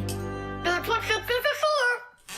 I said that's what Fixies are for. Tom Thomas, who are you talking with in there? Oh, your mom came back. No one. Hey, can you turn back into Fixies? I gotta ask you a question. I forgot. Should I write 12th anniversary with an F, or do I write with a V? Just write the number. You're right. The stapler. Tom Thomas gets the ball. He makes an incredible move. He's wide open.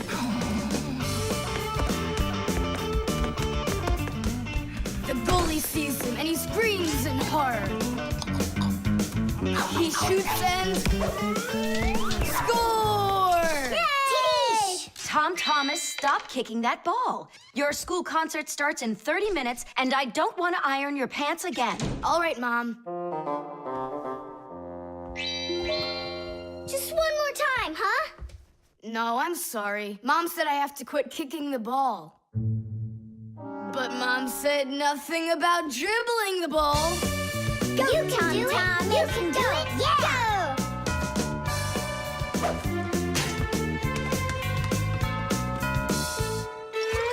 Ah! Whoa!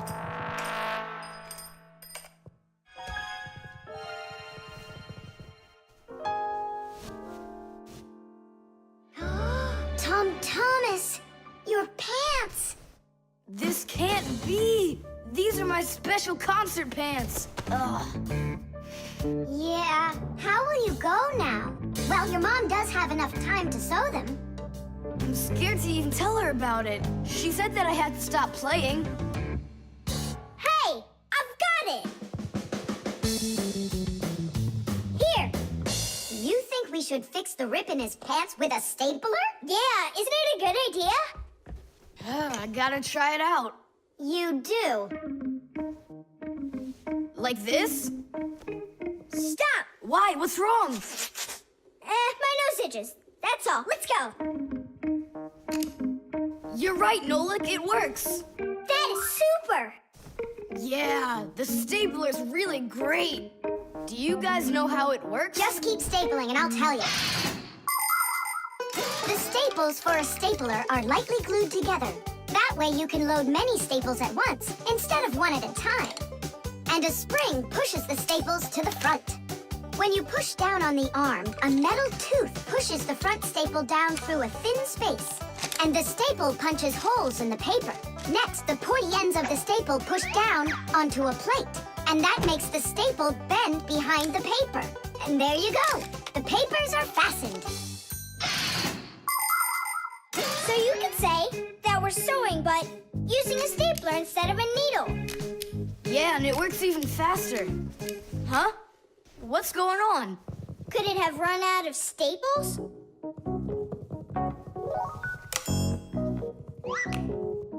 There's still a lot more staples, but one of them got jammed here in the slot. Tom Thomas, we're leaving in 5 minutes. Okay, Mom. So, did you get it? No.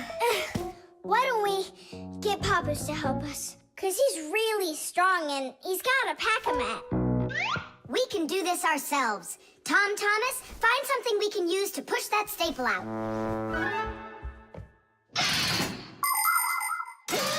The stapler is not a very new invention. It's been said that the French king, King Louis XV, had a stapler made out of gold and precious gems.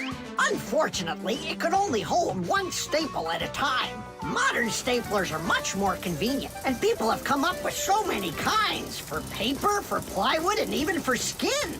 Yes, surgeons often use them during operations. Then there's the staple gun that's used to upholster furniture. And its older brother, the nail gun, can even be used to hold together the walls of a building. And here's an invention almost as important as a stapler. It's the staple remover. With its help, it's possible to remove the staples put in by a stapler. How about the screwdriver? That'll work. Look, the screwdriver fits perfectly into the slot. Ah, that's great. Now push that staple through, only keep your fingers out of the way. Or you won't finish sewing. Tadish! It's still not Tadish. You haven't fixed your pants yet. That's it, they're done. Now we can say, Tadish! Tom Thomas, are you ready? Of course. My idea with the stapler was smart, wasn't it? And Tom Thomas's mother won't notice a thing. Will too. Just wait till she washes them. The combination lock.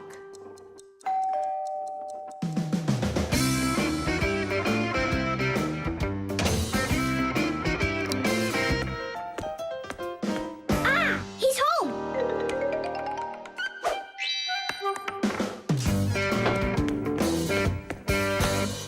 Nolik, are you here? Stop your hiding. I'll still find you. Nolik, is that you? Hey, come on! That's not fair! You saw! Let me go again! I don't want to. You want me to play hide and seek when I got a brand new game to play with?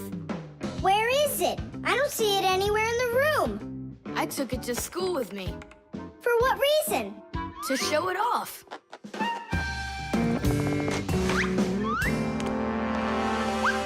Wow! Awesome game! Tom Thomas! Can I play your game? 'Cause I'm not done playing with it yet. Now just try asking me to do some favor for you. Wait, was it a 3 or a 4? It could have been 5. I forgot. What about? I forgot the combination. And now I can't even do my homework. Everything I need to finish is inside of there. I'm not climbing in to find out your homework. Don't even ask me. Tom Thomas, why do you look so upset? The code for the lock. I don't remember it.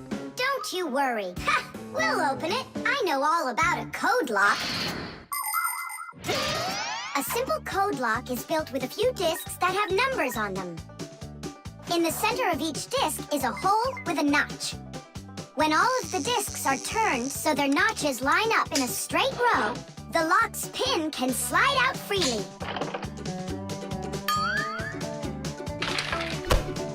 And to get the notches to line up, just turn the discs to the lock's code and the lock will open.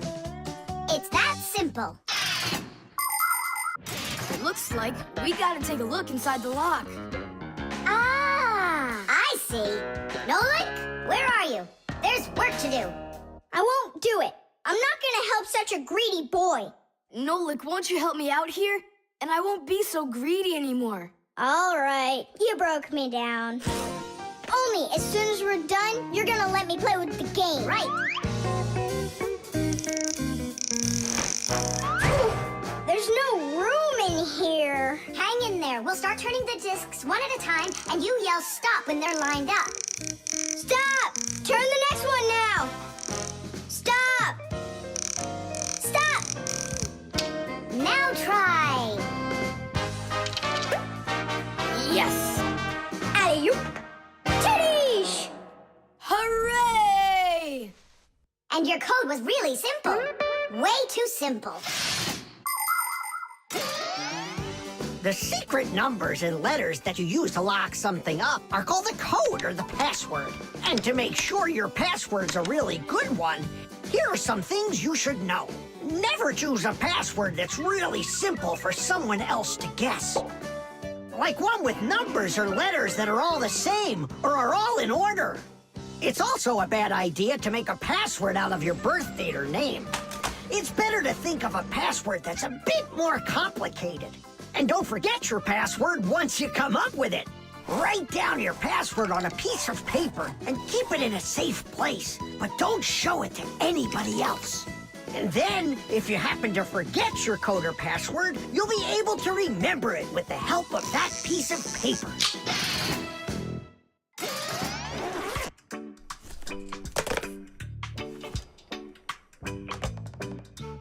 And why did you ever put a lock on your backpack? I was hiding the game from the other kids. Then why did you take it to school today? I wanted to show it off to my class. And did you show it? No way. If they would have seen it, they'd be like, I want to use it. I want to play. And so you hid it and didn't show it to anybody. Not to anyone. Then why take it to school, silly? To show it off there. You're just some show-off. You're just some greedy... Oops, sorry. Once greedy boy. Will you let us play now? Play away.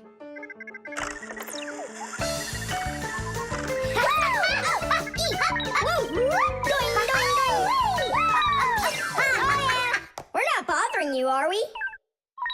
Can you jump a little easier? You're shaking the whole desk. SMS.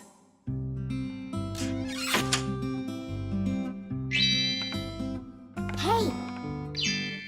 All clear. Oh, take a look. A mobile phone. You think they bought Tom Thomas a new one? Oh, wow. Nolik, stop! Awesome. Turn around! Oh! Tom Thomas, help us, please. We're trying to save your telephone. That's not mine. Oh! Katya left it behind. Katya! Katya! She's gone. It's too late. Oh, an SMS just came in. You won't read it, will you? Of course not. But what if it's something important? Tom Thomas, don't you even dare go and read her letters. Uh-huh, pretty interesting. Looky, there's just a ton of these messages. Now, Nolik, you go and distract him from the telephone. Uh-huh.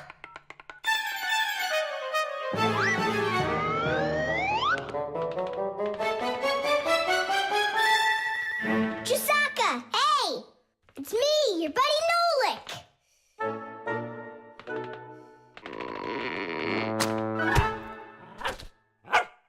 Hey there.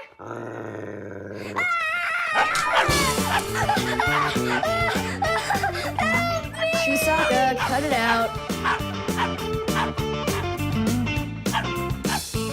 Stop it. That's enough with the barking. Out of this room. Right now.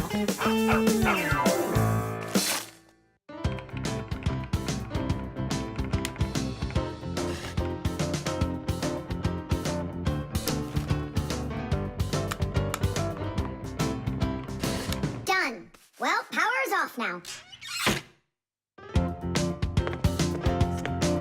Huh. What's up? It stopped working all of a sudden. Oh, it looks like you've broken it. What? No way. You did too! Well, Tom Thomas, now you'll have to give Katya her phone back like this. I just don't get it. It happened because you were reading someone else's mail. It was just an SMS. An SMS is no different from a letter. It's only shorter. People send SMSs through their mobile phones. And that's why looking inside someone else's phone and reading their SMSs is just as rude as reading someone else's mail. And that's why when we Fixies work inside of a phone, we always put our headphones on when a call comes in, so we won't overhear people's private conversations by accident.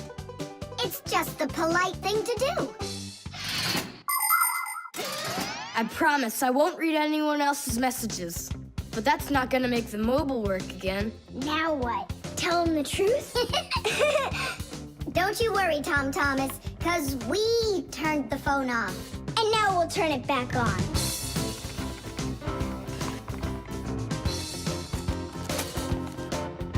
See that? The contact's barely attached. We just need to write a note to the Fixies who work over at Katya's. I'm sure they'll fix it.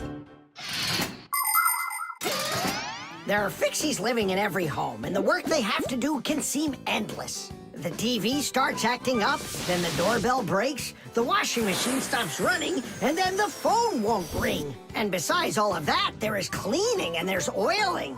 Like the appliances in the kitchen or kids' toys and all those other things. Modern houses are literally stuffed with all sorts of devices. And that is why the Fixies keep working day in and day out. Unfortunately, this can make Fixies get carried away by their jobs. And they can forget about their Fixie relatives and close friends that live in the neighboring houses and apartments. And that's not right. Just like humans, Fixies have to remember to go and visit each other more often and write each other letters, or at least send their regards. That's all. It's working again. You're the best. Now I can give a call to Katya and tell her she left her phone over here. Tom Thomas! Is that you calling? Yeah? And to who? Katya? And her phone is where?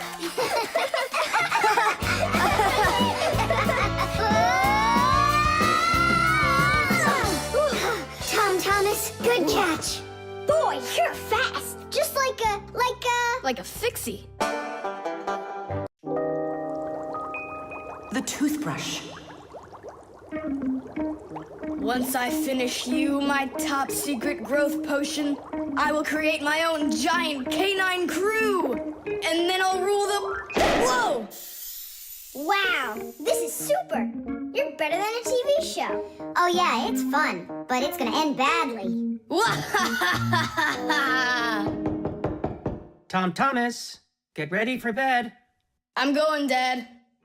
But first, my secret recipe. We start with a bit of carbonatorous. And now a little bit of bread and butterous. And finally, beard of foamerous.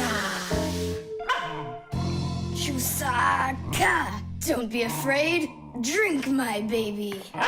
And you'll grow 10 times your size. What? It doesn't taste good? Oh, right. I forgot it needed stirring. This hypersonic mixer will do the trick. Tom Thomas, you shouldn't use what doesn't belong to you. That's your father's toothbrush. Ah! Hey, cut it out! You're acting crazy.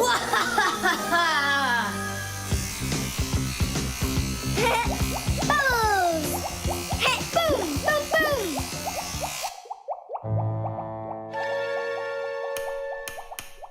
Uh-oh. You said it. Uh-oh. You, Tom Thomas, are a big boy, but your brain is smaller than Nolik's. Why, thank you. Just go put the toothbrush back in its place, like you never touched it. Nah, that's not right at all. Tom Thomas, what's up? I'm almost done, Dad. Simka and Nolik, please, I really need your help. No panicking. First, we need to understand what could have broken inside of there. An electric toothbrush is really simple, as long as you know these 3 parts. The battery, the motor, and a very clever mechanism that connects the motor with the bristles. The whole secret to the toothbrush is right in there. That mechanism uses the spinning of the motor to make the bristles move very fast back and forth, from left to right, from right to left. And that's how it brushes your teeth. So what can we do about it? Here's what we do. First, we take out the motor. Then we take the gears out. And then the mechanism.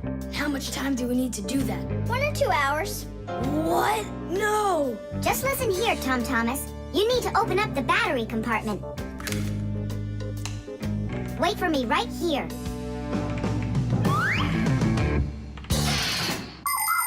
These are your teeth. Well, I mean, they're not your teeth, but you get what I'm saying. Nowadays, we use a toothbrush to clean our teeth, but it wasn't always that way.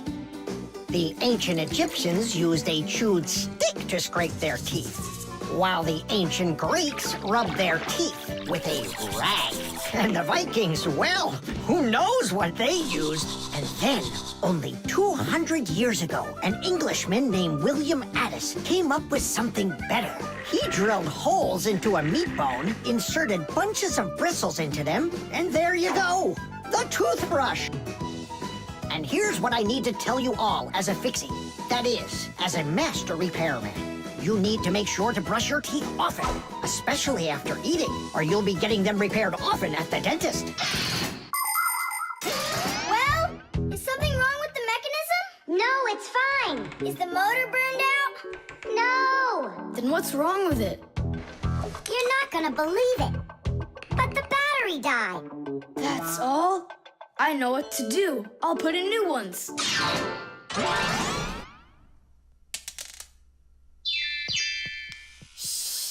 Your dad turned the toothbrush on. Looks like everything's fine. It's working. Ooh, way to go.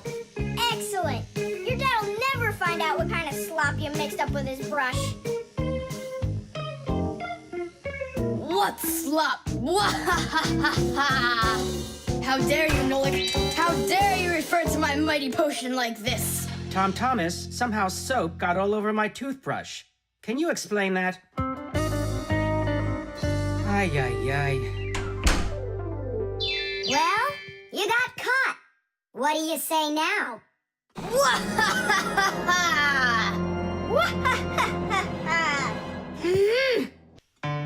The aquarium. The coast is clear. The humans have left. Come on, let's go.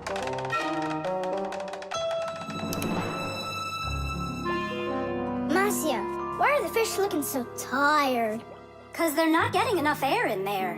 The water in the aquarium is dirty and it needs air, but the filter isn't working. The filter? Yes, that device over there. These fish need our help, and if we don't do something right now, they could die. Right. First, I'll fix that light, while you and Marcia go over there and see what is wrong with the filter. But I want to go and look at the filter too. You're too small for this. Oh, whoa, whoa, whoa. And you're a giant. I mean, you're like 6 feet tall, huh? That's enough arguing. Nolik, let's go.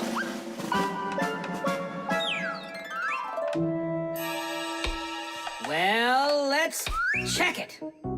Not working. Nolik, where are you? I'm up here. What are you doing up there? Nothing. Holding on. We don't have time for that. Get down. We have to get this switch working.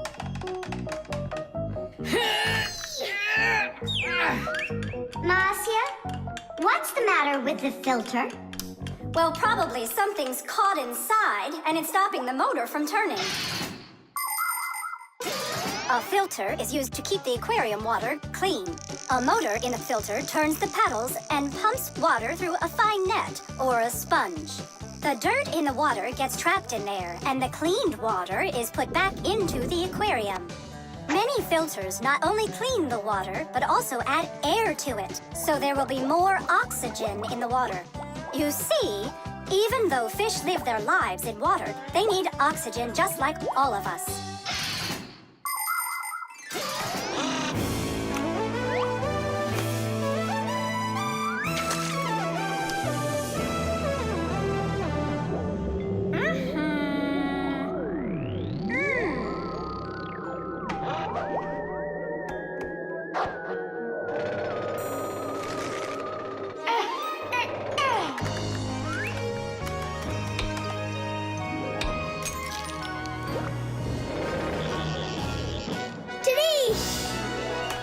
Way to go there!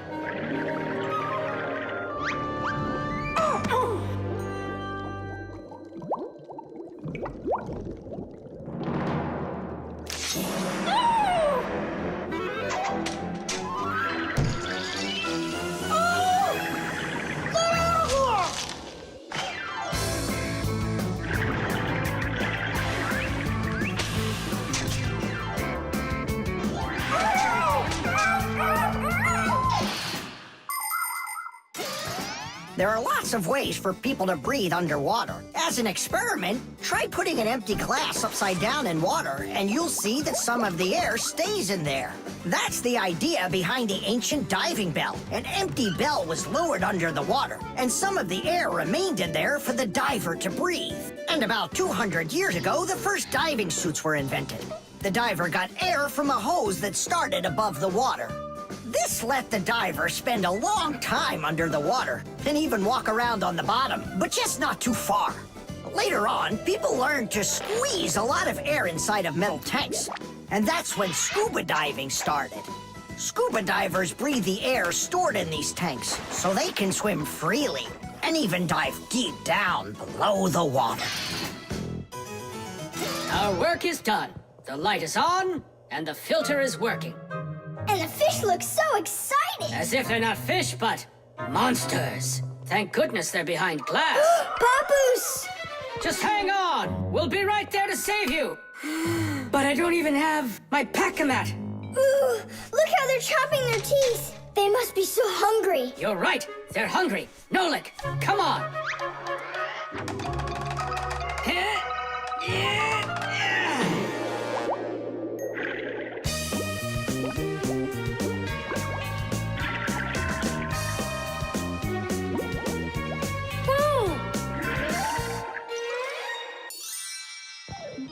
I can't believe those fish. They're so ungrateful. We went ahead and fixed their filter, and all they wanted to do was gobble us up. And I'm the one who saved you from them. I was the one watching what was going on.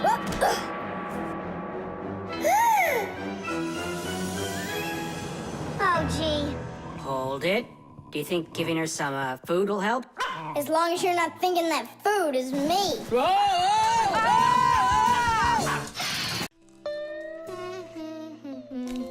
The microwave.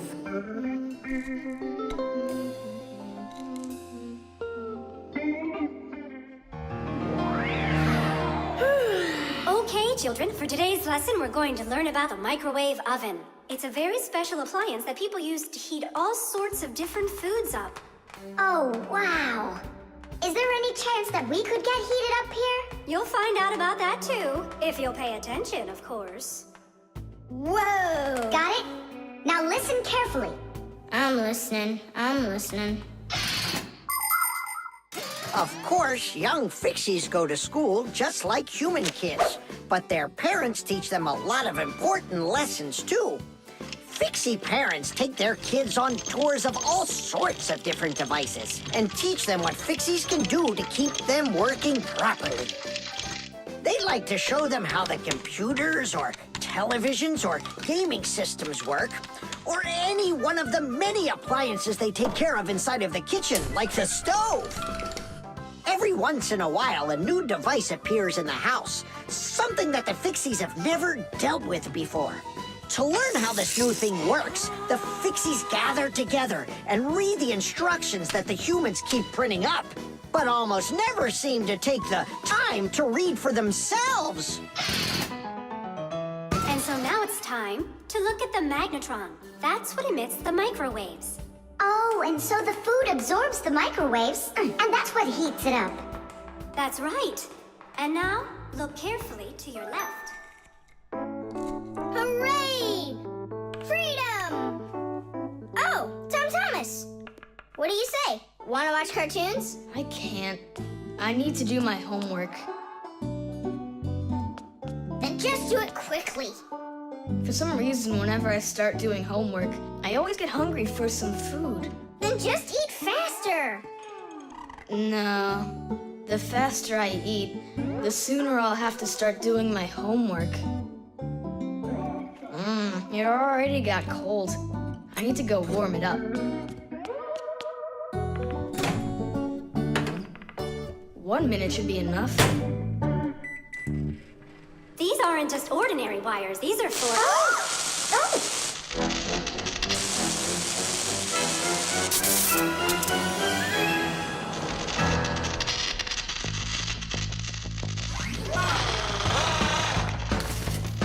Marcia, what's going on? It looks like it might be an overload. The microwave might burn out. Then we better run out of here. What do you mean, run? We need to save this microwave.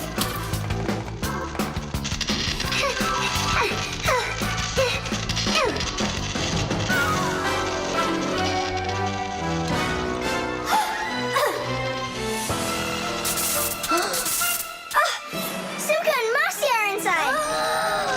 Simka, I need your help.